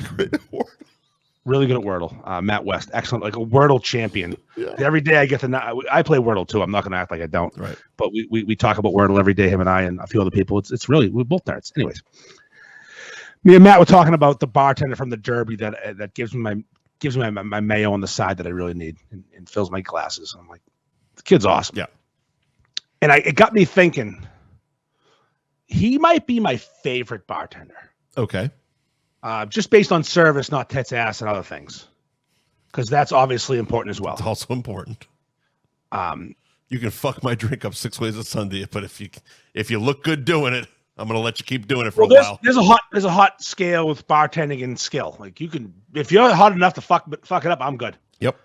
Give me that PBR instead of the Bud Light I ordered. Or I don't care. Yep. Whatever you send it. But it got me thinking. I texted you this. Who is the best, most popular bartender on the North Shore? That's a good question. And the criteria is basically, to me, are they good at their job? Sure. As in, do they do a good job serving you? Do they get your order correctly? Or correct? Do they make a nice drink? Are they quick on the refill? Do they look down when they walk by? Because a lot of people don't look down. I mean, nice tits are a plus, but not required. Helps. Of course, we're grading a curve. You have to be a male bartender to win this. You'd be fucking phenomenal, because a big titty fucking Betty's gonna come in who fucks up drinks and might win. We don't know. We have no idea. So I think we need to do a contest. Do you now? I don't know how. It's going to be after the golf tournament, but I've been talking to some people about some things. We're going to determine. We might have to make a sign for it and everything. I know. We're going to have to do a thing. Yeah, exactly. So we already had. So this is a show. Like, I thought about it. You made it in moments. There it is. So skilled Mike is. He didn't even know about this till just now. It's already just there. Now. We're trying to determine at some point in the near future the North Shore's best bartenders. So what we're probably going to do is post a question. Mm-hmm. Who's your favorite bartender on the North Shore? And the North Shore, I'm going to define it real quick for the idiots. All right. From Revere. From Providence to Portland. From Revere to Salisbury. That's the coastline. Follow the coastline. Revere to Salisbury. If you are on the coastline. So no Winthrop, East Boston. Let me finish. Okay. If you, from Revere to Salisbury on the coastline, you are obviously North Shore because you're north of Boston on the shore. But we go one town in. If you touch a town on the shore, you count. Okay. Example, Linfield touches Lynn. Right. They're in. Okay. Wakefield touches Saugus. They're in. Saugus has coastline. Look at the map. Well, I'm thinking this could be infinite, couldn't it? Because no. One. Like Malden touches. You have to touch a coast. Yes, touch a town on a coast. So Malden's in because it touched Saugus. That's true. Okay. Yeah, Revere's in obviously because that's Malden, and you just have to be one town from the coast. I'm pretty sure we're gonna have to redo this this graphic here and put a fucking map up. Yeah, we need a map. Okay, so we'll just discount people. Who cares? Who gives a shit? Listen, we're going to actually ask they people. Say they'll put our QR code on their bar. We'll fucking let them in. That's right. You're in. Fuck yeah. So we're going to try and determine the North Shore's best bartender through nominations on Instagram, through Instagram story voting. Where does Saugus touch the coastline? Look at a fucking map, dummy. Fair enough. Literally, look at a map. It's by Lynn. You ever hear the Saugus River? What the fuck are we doing here? What are we doing? The Saugus River is the fucking ocean. What do you think it is? Fucking fresh water? God. He's so angry. Go to the Ballard, where the Ballard used to be in Lynn. That's fucking Saugus. Jesus. Saugus doesn't touch the coast. Look at literally open a fucking map. Jesus. If you Google North Shore, Massachusetts towns, the map comes up, has two colors. Yeah. One is lighter. Black and white. That's the coastal towns. One's a little darker. That's the ones that touch. That's the map we're using. Fucking people. That's what I thought. Way to double back, buddy. He's a chef. Don't worry, it's fine. So we're gonna figure out the North Shore's best bartender. I have a few that I like a lot. Sure. I'm going to list a couple real quick. The kid from the Derby, forget his name. Awesome. The one chick from Longboards that we're friendly with. She's great. Yep. Heidi at Fibber McGee's, who used to work at Double Bull. Yes. The one one with grass up in. Yep. Up in. Yeah. Those are some of my favorites, but there's a little. I don't know names. So I'm not a creep. I don't take pictures of bartenders. That's the bitch of it. I'm terrible with bartenders' names. Like if I know your name, it's really fucking good. Most of them at the Lazy Dog for me. There's a woman who bartends at Cepino's, and I'm not a huge Cepino's guy because I don't even know their that food. One. It's in Danvers by Route 1. Right. It's an Italian restaurant, whatever. They can serve your wife. Yes, they have gluten-free pizza. There you go. That's a huge thing too. When my wife brings up her gluten allergy, and you don't look at her like she has 12 fucking heads, you have made my favorite list. Tashi at Double Bull, not our Tashi Double Bull. Double Bull actually just did a clever reel about that. Do you see the trust fall thing? It did, yes, awesome. Very fucking clever. And some asshole in the comments said, "This is stupid." I wanted to go, "You're a fucking cunt," but I didn't. Because I'm growing up. We'll get. Yeah. This is short-ish, blonde, thin woman, probably a little older than us, at the Sapino's. When I walk in, she greets us immediately, puts menus down, gets our drink order, brings drinks quick, remembers the drinks sometimes. I don't need much. Remembers the drinks sometimes? No, like as in meaning like she remembers what we order. It's not really a bartender, but she bartends too. Linda from my bowling league. Sure. 10 out of 10. So that's my point. Like it's everyone has their own favorites. I'm curious to see how it narrows down to who everyone's favorites are. So Watertown is definitely in, right? Well, you know what's funny about that? It's a water town. It's water town. It's true. This is a water street in Danvers. We could probably include Sam and Joe's because it's on there. Plus, it's on the ocean, so that counts. There you go. North, and I'm sure.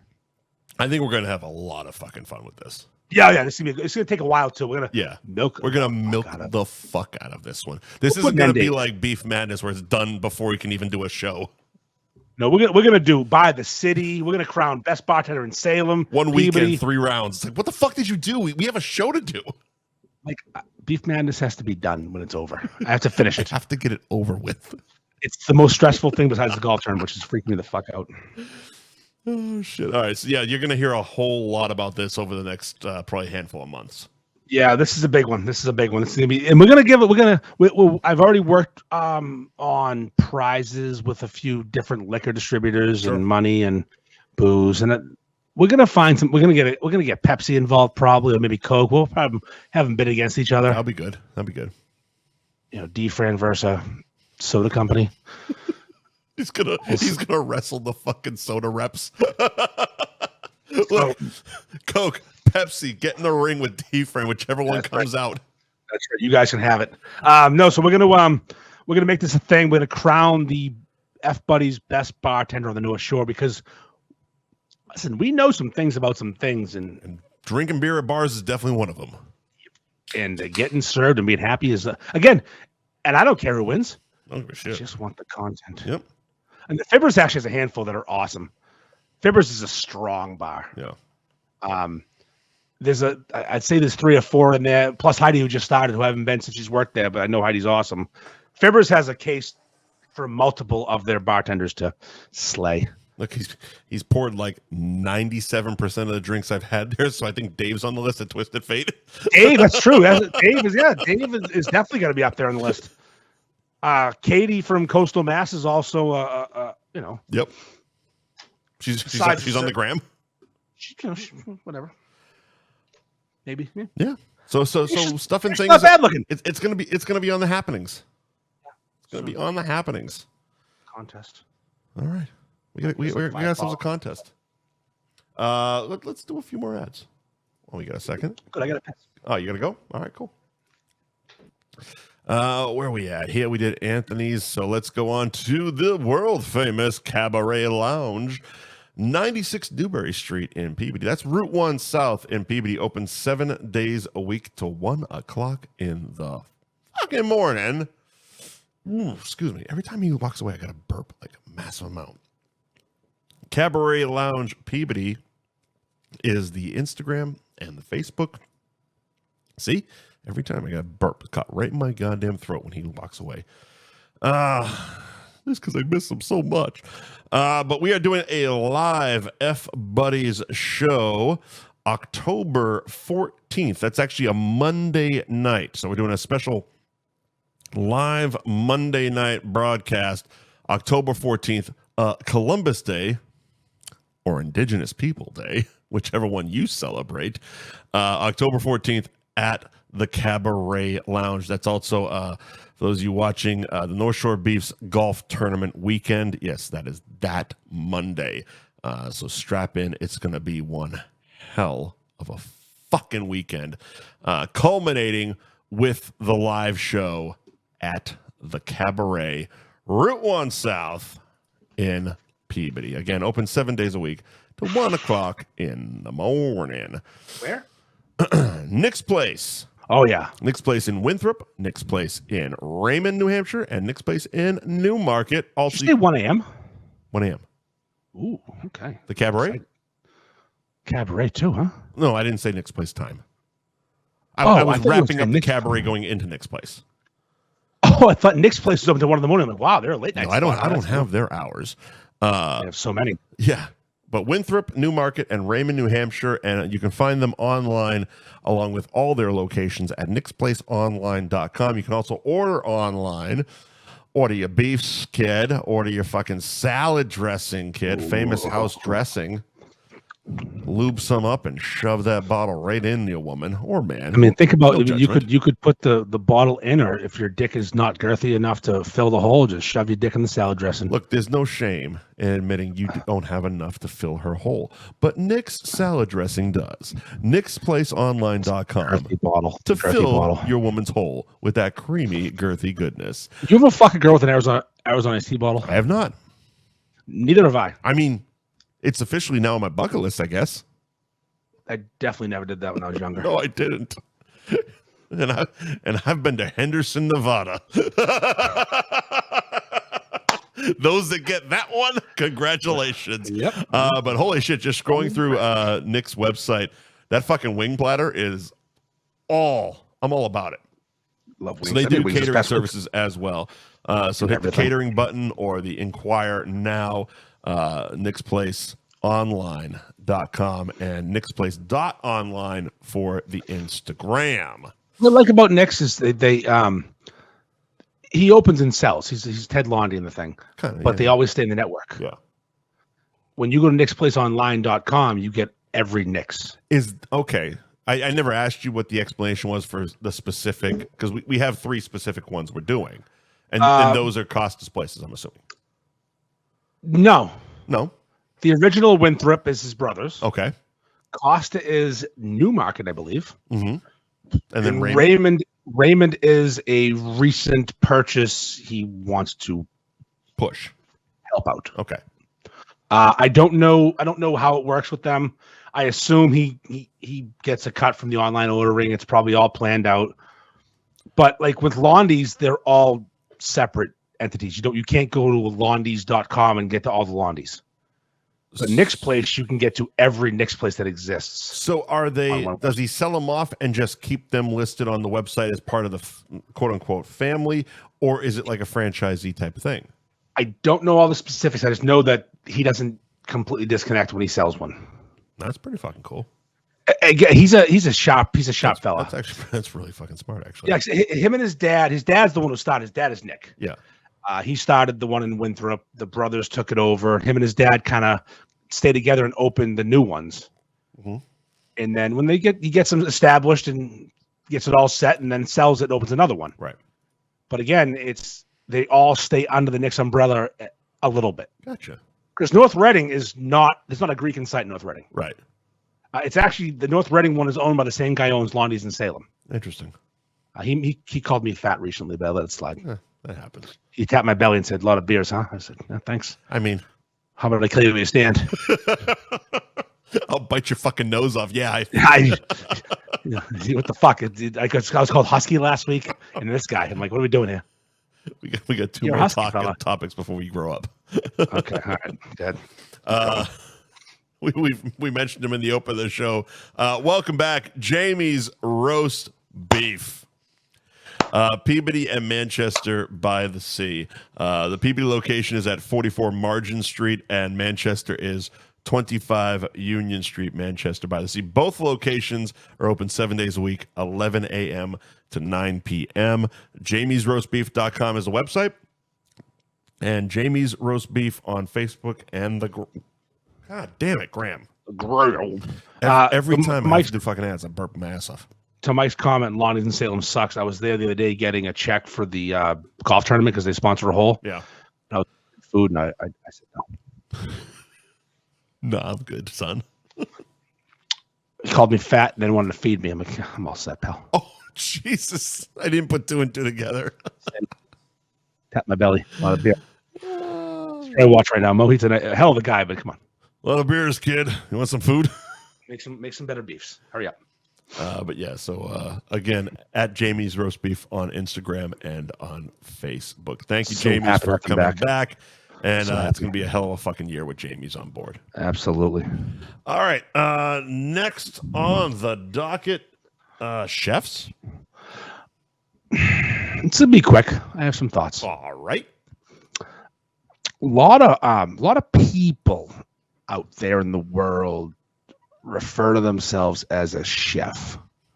I mean, when I make something at home, I hashtag Chef Mike.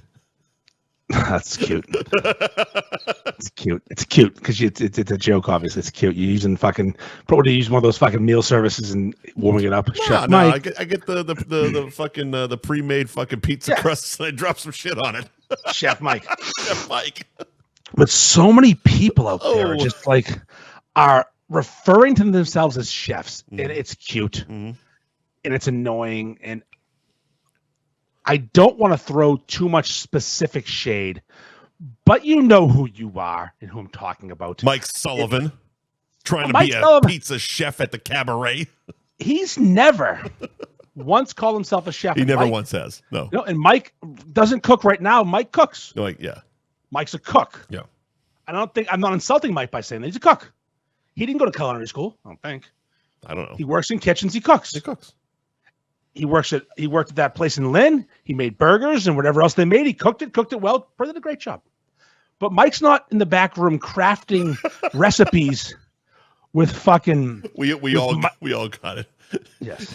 You can't be a chef if you don't know what vegan means. I wasn't planning on going specific, but fine. Here we are. There was 6 things wrong with that vegan meal. One of these recent chefs online posted vegan-friendly lasagna yesterday. Vegan-friendly lasagna. And I'll get to something real quick about this too. That's part of it. Yeah. This was it was butternut squash lasagna. Like, so he made the pasta out of butternut squash. You can do that. Which is doable. Yep. You can do of course you can. No, it was store-bought pasta which has eggs in it. So son of a bitch. 0 for 1 with the vegan. Because if you're going to do vegan, you can't use eggs. That's an animal product. Yep. Then it was sprinkled with lots of cheese. It was so much fucking cheese. Which with sprinkled mozzarella, it looked like or even a different cheese. I don't know what it was, but it was dusted. Yeah. You can't make real cheese without animals. So here's the fun fact. No. You can do that. I don't know how you do it. Okay. And I'll explain. When I first came to Florida, went on a date with this chick, and she was a vegan. And she took me to her favorite vegan place. Ooh. And it was called Plant-Based Mafia. Oh. It was a I'm not going to lie. I hate the fact that I'm about to say this. I had a meatball sub that was goddamn delicious. Well, they probably have a chef. And it was 100% vegan. There was fucking cheese, quote unquote, all over. And I'm sitting there and I ordered it. I'm like, there's no way this is going to be fucking good. And it comes out, it was fucking delicious. The sauce was amazing. And I go, and I literally said the same thing. I go, but what about the cheese? And he goes, nope, we make the cheese completely vegan. I'm like, how? And he explained it. I was drunk. I don't remember, but he fucking explained it. Well, to make vegan anything, it's complicated. That's why it's hard to be a vegan. Right.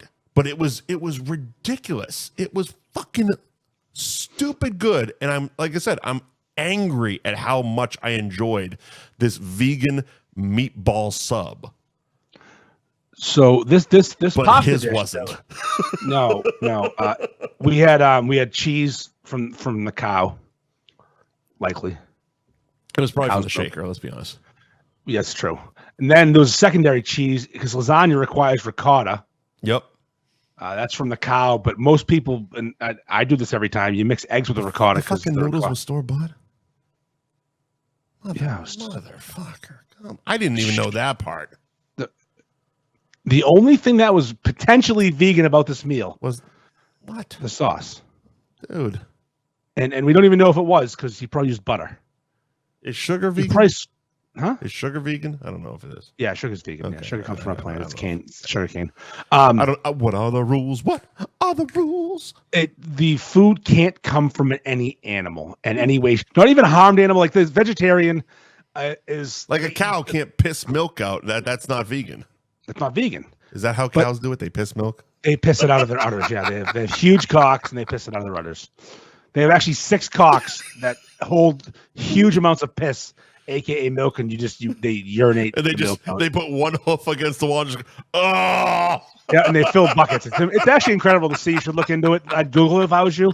Cows pissing milk. It's gonna be fun rabbit hole. And now this vegan chef, this skilled vegan chef, little background information about the skilled vegan chef.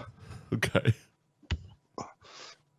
Trained, his skills were honed at Burton's Grill. And he's an allergen.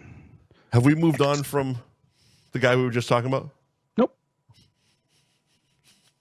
He worked at a place that it prides itself on understanding food limitations, allergens, vegan, and he brags about it.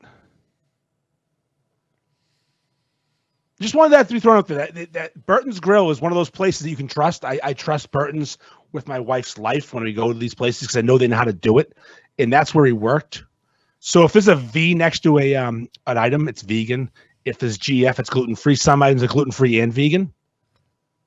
You have to know these things in order to work at these places. That's your job as a cook or a chef, whatever you want to be this week. Sure. It's almost like at car dealerships, the salespeople, sometimes managers. Yeah. It's their turn. Well, it's like Wolf of Wall Street kind of pulled the all of these stockbroker movies pulled the wool back on that one. I'm the executive vice president of blah, blah, blah, blah, blah. Got to do it. That's why you're making cold calls, right? I've seen Boiler Room, phenomenal movie. Exactly. It's a sneaky good movie. It's a really good movie. I also made wings this week, and I know someone who claims to be a wing chef, and that's not a thing. There's never been a wing chef. Every Hooters in America has a wing chef. I got Hooters Uber Eats this week. That's phenomenal. It wasn't. Do you know how you become a wing chef? It was a tough 11 o'clock at night eat. Like I got home Sunday at 4:30, and I stopped on the way from Maine to my house at Stop and Shop. Bought 3 packages of wings, and a bucket of oil, and I just poured the oil into a big pan, and turned it to 8. Number 8 on my stove. I was gonna, I meant to ask you because you said, take chicken, fry wings. I was gonna ask how you did it. Did you fry them? Did you bake them? Did you fucking? I deep fried these. I'm more at home. I'm a bake guy. Oh no, bake, I'll air fry. I do everything, but once in a while I want to fry it. I'm still working on perfecting the air fryer. I'm not even a rank amateur. I'm just a fucking dullard. So I fried wings. I've done like one thing good, and then I've burnt everything else. I fried these wings until they were golden brown, delicious, a little GBD. Ooh, nice. And then I made 2 sauces, 1 dry rub. I made a buffalo sauce, which is retard proof because it's butter and hot sauce. Yep. And I made my Thai chili sauce. No. Honey sriracha sauce, which is butter. That's a good one. Yeah, butter, garlic, honey, and sriracha. That's fucking real. That's a tasty goddamn wing right there. They were phenomenal. Yeah. But you know what I did? You know what I wasn't that day? I wasn't a chef. You also weren't vegan. No, I was not vegan. I was gluten free though. I was gluten free. Okay. Because chicken is gluten free. What was the dry rub? The dry rub was Cajun. I took some Cajun seasoning and some salt, and I put it on the hot wings and shook them in the thing. And the seasoning sticks to the wet wings, and they were delicious. I mean, you might as well move to the south of France and strap your fucking a noose around your neck because you are now a chef. I'm chef. I'm chefing it up. You're chefing it up. You know what I am? I'm an okay cook. You're an adult. Matt Marquis. You're a fucking. Let's be honest. You're a fucking adult. You need to eat. I know some chefs. Can't eat out every night. Oh. Ask your mom. Oh. Yes. That's a joke about going down to your mother, Mike. I'm driving to Linfield and burying my face in your mom's. No. Did you hear what I said? I told him a joke about going down on his mother like I was eating the pussy. Short hair on top, long on the bottom. And I don't mind. We got to update the drinking game. Mike's mom is definitely on there. I know a handful of chefs, like legit. Yes. Trained I think between chefs. the two of us, we know quite a few chefs. Yep, I do. I Matt from Formula of Jamie's and Yeah. What's it? Culinary Jesus Christ. craft, community craft. They're paying for 1 week. Yeah, Right. I can't remember. Common craft. Common craft. My buddy Matt from 9L, Matt Sanitas, phenomenal chef. Mm-hmm. They don't make smash burgers. Do you want to do smash burgers? No. Okay. We'll save that one for another time. Yeah, because that's pinned somewhere down on the list. Sure is. We gotta get to Diddy. Boy, Diddy. We know chefs. We don't know, but we do. You're just kind of upset with chefs calling themselves chefs that aren't really chefs, because basically, if you can make what they can make, they're not chefs. Is what you're saying. Exactly. That's a great way of wording it. If I can make your food, what you can make, you're not a chef. Nope, you're a cook.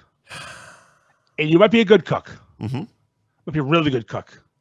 What about like because like chefs put out recipe books.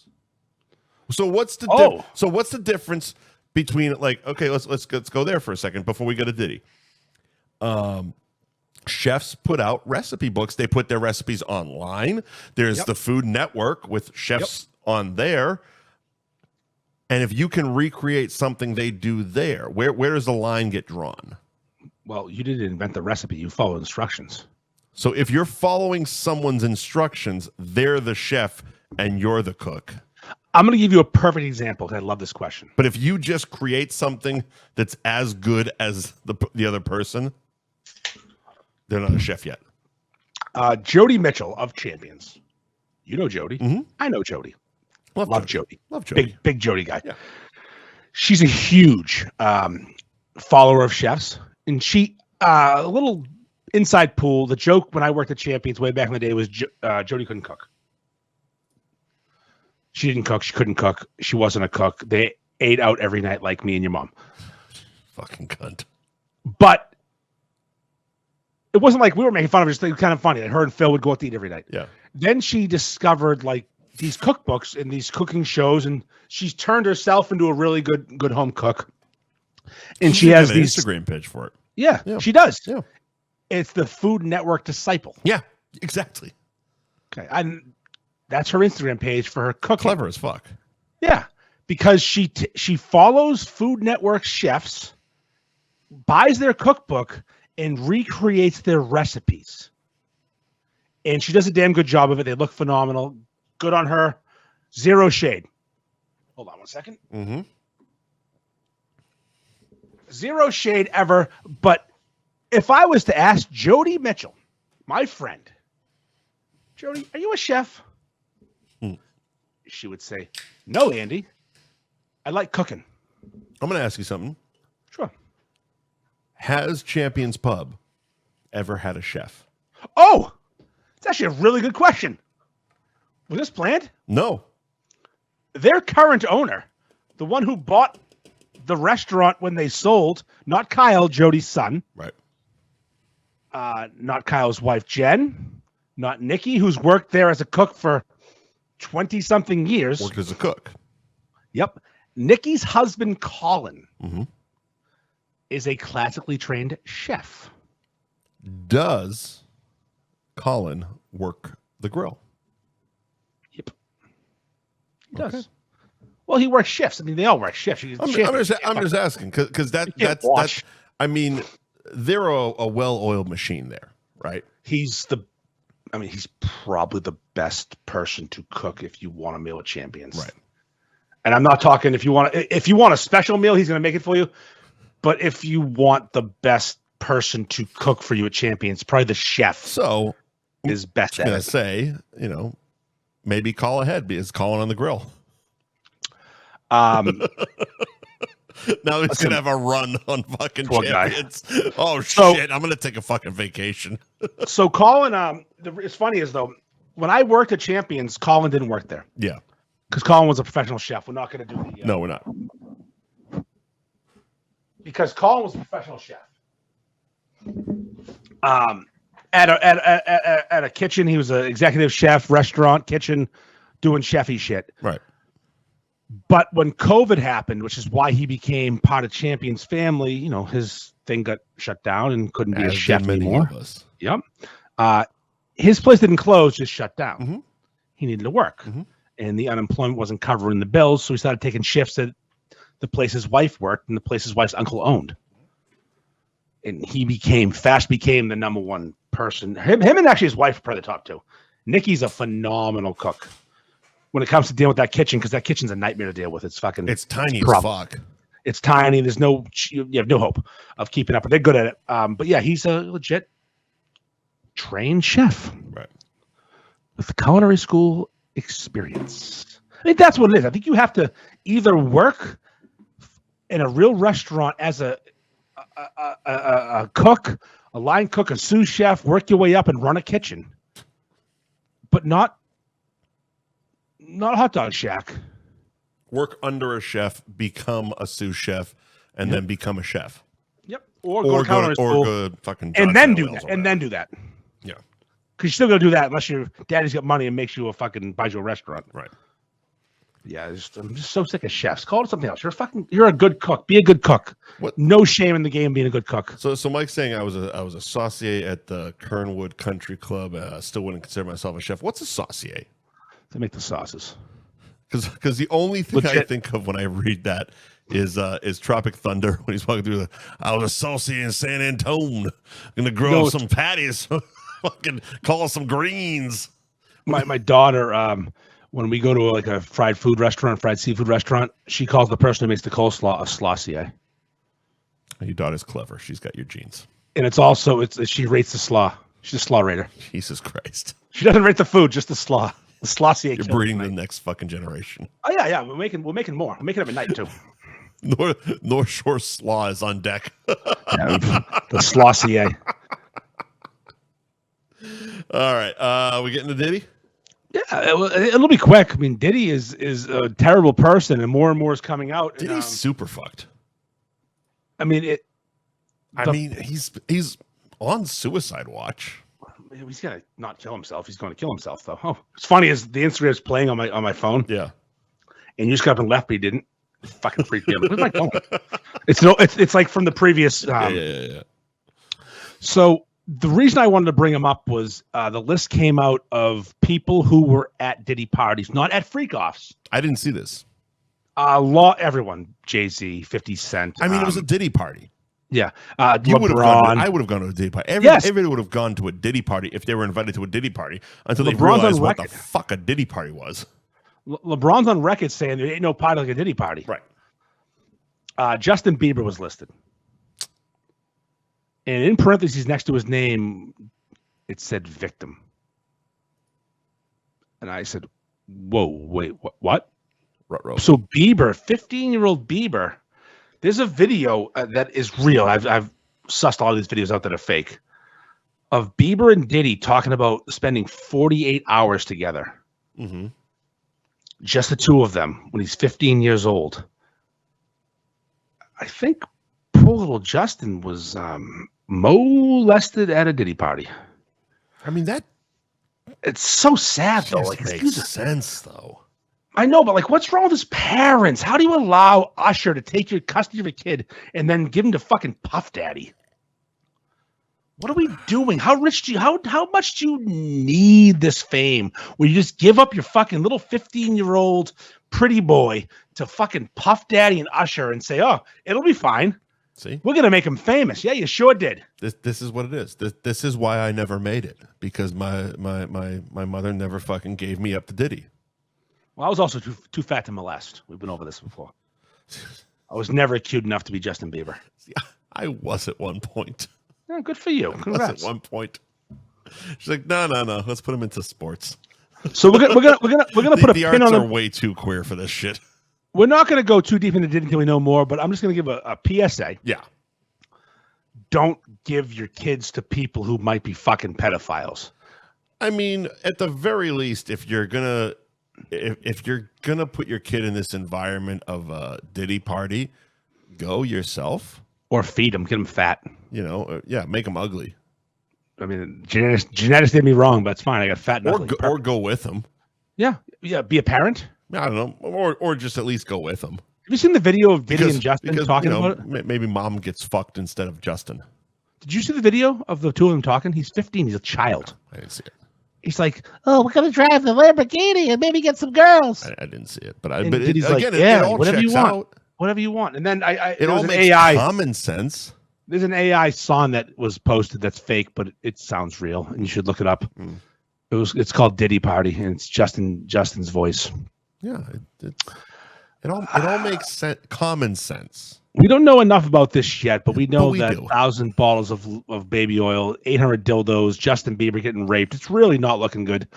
J-Lo is all up in this fucking J-Lo is very much involved. Wow. We're gonna. I mean, it's new. Here's the thing. Here's the thing. We've been seeing videos and pictures of Ben with J-Lo in this recent fucking thing. I think their divorce was imminent anyway, but I'm sure this shit didn't help. The overlap of the Diddy parties and the Epstein parties is going to be real. Oh, it's going to be so fucking weird. And I'm here for it. So, well, of course, we got content to create, right? That's right. We're gonna wait till we know more. But once we know more, we're gonna do the overlap. All right. Are we growing up, Mike? I'm about to turn 45. You already did. You're done grown up and you're grown up. You're a little older than me, like by a few months, right? When did you turn 45? 45, July 23rd. All right, so yeah, I'm turning 45 next month. Yeah. And I'm wicked fat. Yep, same. Yep. I'm wicked immature. Same. I make really bad choices. Same. And I don't want to die because I really like being alive. Same. And I feel like I need to grow up. And one of the things you're thinking about it more, though, aren't you? Oh, it's every day. Every day there's some type of mortality thought. I'm pretty sure I'm gonna retire from chugging beers. God damn. And you know, chugging beers is like what's your thing? 75% of my personality. Yeah, that's like, I mean, at least 50. I mean, I can't. I know there's some rules in the craft beer fantasy football group that I have no choice, where I have to chug a beer if I lose. Yeah, but I don't think the rule is you have to chug one every night. No, exactly. I need to. I will do my pre-podcast sip. All right, welcome to the club, pal. You're gonna start drinking beers. Actually, I can't do this anymore. Yeah, it's tough. I've got this. I'm in pain a lot from my decisions. I get gout. I DoorDash McDonald's. What am I fucking doing? I mean, I get so mad at myself for the loser I've become. Yeah. Based on social media likes, it's fucking disgusting. Yeah. So I'm making a choice moving after my birthday. I'll be an asshole for a few more weeks after the golf tournament. Let me rephrase. After the golf tournament. No, after the Cabaret live show. I kind of sold that as the fucking the culmination of that weekend. Yeah, I'm really considering growing up a little bit. It's going to be a heavy fucking weekend. Let's be quite honest. But I can't continue this for the I'm 45 years old. My dad at 45 was a bald-headed guy that wore sneakers and jeans with white socks. Right. I'm out there trying to be cool and chug beers with the kids. Fuck off. You grow up, Andy. You know, you would have been better off if you start losing your hair. Nah, hair's perfect. Damn this fucking genetics. It's the personality. I started wearing New Balance recently. Yeah. I got myself a pair of Skechers slip-ons.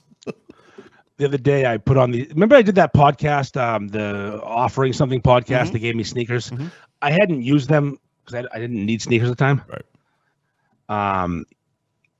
Hold on. He doesn't talk with him. Oh, what's he saying? Anyways, they gave me New Balance sneakers and I hadn't worn them. The other day I needed sneakers and I was up north and I put them on and they felt so right. They were so comfortable. They had like support, like orthotics almost. And my wife starts making fun of me going, "You wear New Balance, you're old." And she also had sneakers on. He's saying that he's going to put down $100 bet that you do a chug within 3 months of the Cabaret show. Oh, no, I have no choice with the fantasy football league. He'll do a chug. It's just, I think what he's saying is he's not going to do a chug every fucking night. Like every day, every 24 hours, there is a new Andy Ferg chug.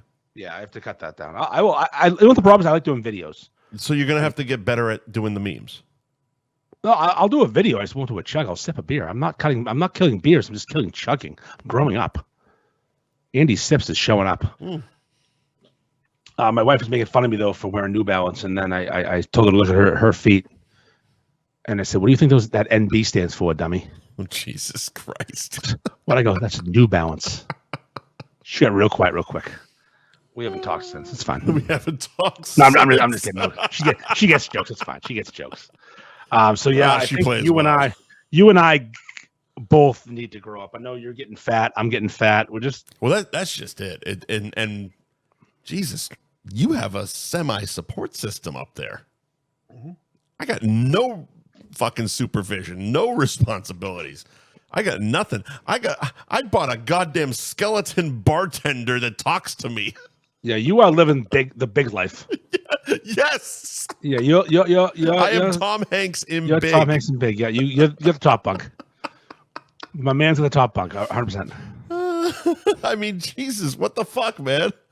No, we got to grow up. You know, case of beer, it's just we're doing things wrong. We got to figure it out. Pump the brakes a little bit.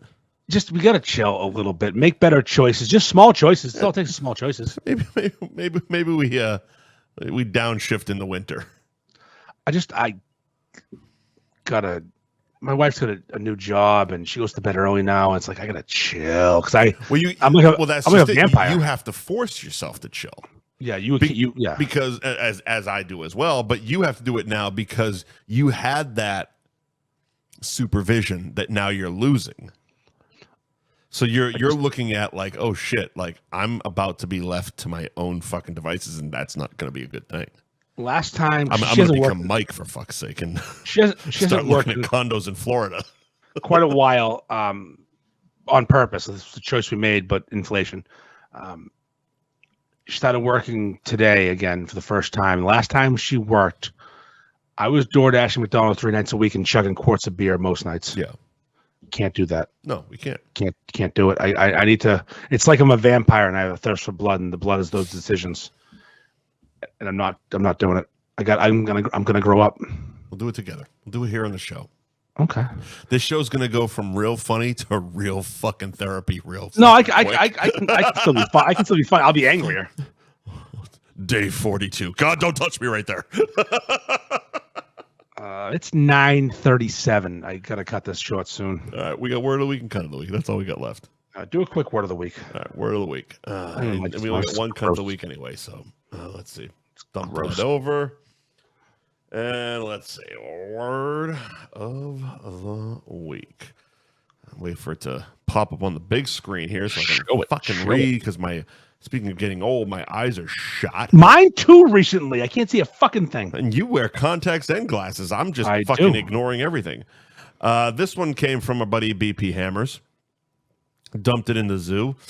Pooning is the word. And it is quite an explanation here with a lot of fun British phrases in there. Pooning. Basically, an act of love between consenting couple where the male makes his female partner seriously moist. While she is still wearing knickers / thong. Cotton gusset recommended. Yes. Then remove pants / thong and either dry naturally or accelerate the process with a hairdryer.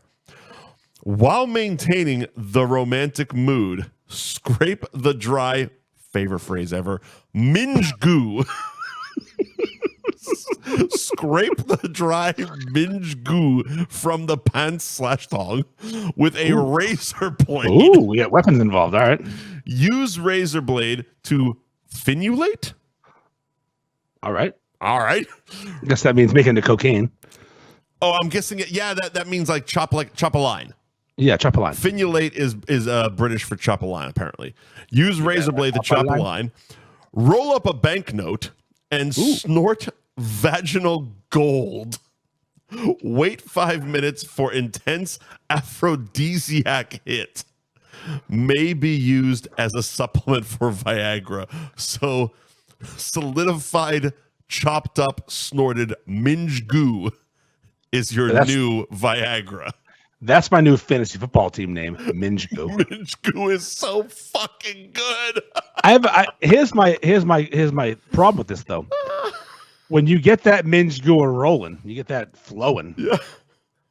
why are we waiting until it dry? Why don't you just Minge goo is sex lube. It's fucking free sex lube. Diddy don't even need that. You just fucking because you're because I think there is something in here when it says remove pants, blah blah blah.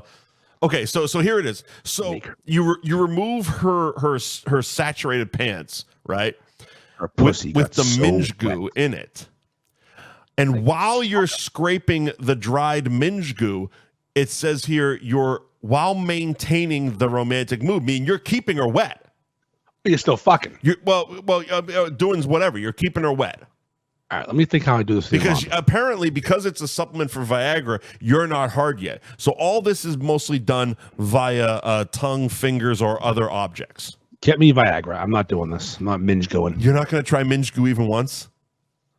Do a Minge goo bump?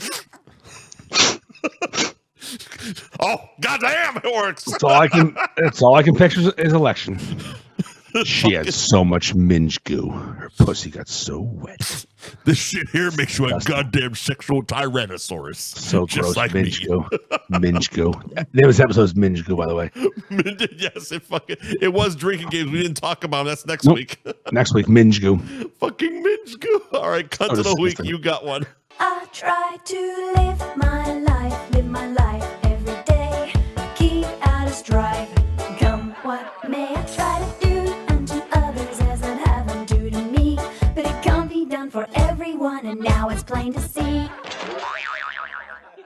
You are a cunt, a big fat stinking cunt. Say it ain't true, but he'll tell you you're a motherfucking cunt. You are a cunt, a motherfucking cunt. Everybody knows from your head to your toes you're a big fat stinking cunt. I have one cunt of the week. It's going to be concise and quick. And here in New England, we have beach communities. There are towns that have beaches. Manchester by the sea, of course. Beverly has a beach. Amity, vote for Vaughn. Amity has a beach. There's Old Orchard Beach. There's Ogunquit where Mike goes when he's bored. Province. There's beach communities. There's Nahant's a beach community. It's actually an island. Marblehead beach community. Swampscott beach community. Salem. It's got a couple beaches. Sure, maybe kind of almost. Ipswich is a beach community-ish. Ipswich has the neck area and it has Cranes Beach. Mm-hmm. Ipswich is also one of the biggest towns in the entire state area-wise. Interesting. If you live on the Topsfield, Rowley side of Ipswich, you are about 12 miles from the nearest beach. I am closer to a beach than you. Yeah. I'm not in a beach town. Right. I'm near one, near multiple. If your entire backyard is nothing but beach-themed things with an arrow to the beach, an outdoor shower like you're walking off the ocean to wash off the fucking salt water, and instead of towel racks, you have boat cleats as your fucking towel rack, and you have the fucking it looks like your stereotypical fucking house you would rent on Cape Cod for a week that you literally can walk to the beach because you can see it. My sister-in-law has a beach house in Old Orchard. She walks to the beach. She has the wagon, the bike, the outdoor shower, the theme. Acceptable. She actually has lobster trap, like the wiring that makes lobster traps? Yeah. That's her railing up her stairs. Clever. Because she's a beach house. Clever. I have a lake house. Yeah. Not on the lake, near the lake. Could walk to the lake if you were in more shape. If you're in better shape, almost. If you're 12 miles from the beach and you have a beach house, you're a fucking cunt. I hate you. Let's talk about 12 miles for a second. How fucking far? Like driving distance. That's like half hour. 24 minutes. 24 minutes. Yeah. Yeah. That's not that. You don't live on the beach. It's Cranes Beach in Ipswich is 20 minutes from Zeno's. These people were 10 minutes from Zeno's. Here's the thing. That's here in Delray. I would consider you're in a beach town. I would consider it a beach community. I wouldn't consider myself a beach person, and I'm 9 minutes from the beach. You used to be a beach person. You got called out for it. I did get called out for it. I did. You piece of shit selfies. I was fucking asshole. I was being such an asshole on unemployment. Oh, Scott Whitley unfriended me, by the way. Because you invited him to our fucking event. Yeah, he unfriended me. Just speaking of those people. Fucking outstanding. Yeah, he's unfriended me. I'm sorry. I want to bet your hair plugs. It's been real. You fucking I zero. so hope he fucking shows up. It'd be great. Fucking zero. Fucking nothing. You Just a fucking fucking hair dolt. Hair plugs with a voice. Fuck off. Go kill Our yourself. picture of him I mean recently this is time. fucking the hair's running away from the back of his head now. It's just it's At what point? So I was looking at this picture, and we're gonna wrap up after this. So you hate people that aren't beach community people that do beach fucking shit. Mhm. Okay, good. Can't know them. And I was staring at this picture. Stevie posted it actually because he's actually the only person I haven't blocked from that because Pasta Bajou. he's not actually annoying me. No, He's Stevie's the fine. only one that's not actively fucking annoying me. Stevie's fine. So Steve's doing great. So he posted a picture. They were doing some fucking shoot, and it was of Scott, and it was from behind, and he's got a good bald spot going, and I'm thinking to myself, okay, he's done the plugs. They didn't work. He looks like he's losing those. Those are thinning out quick. What's the next move? Is he gonna go? It's one of three. He's gonna go to a wig guy. He's gonna go the spray paint method where you spray on the so you hide it on camera, or the Trump comb over. There's another one. Go ahead. Shave your head and get a tattoo. No, that's what a man would do. Tattoo hair. No, tattoo hair. Tattoo hair. The whole thing. Tattoo Well, he's hair. It's not a whole black. industry. No, it's a whole. White people do it too. Really? Down in Florida, actually, I know a guy who flies to Florida every week to do tattoo hair. Here's the thing. My brother calls The him tattoo correct hair. answer. The correct answer for him 7 fucking years ago. Shave your head. Be a man. Or I grow mean- a ponytail and shave the top of your head. Skull it. Do a skull it. Yeah. Yeah, sure. But no, I mean, Skull it. like fucking shave your head.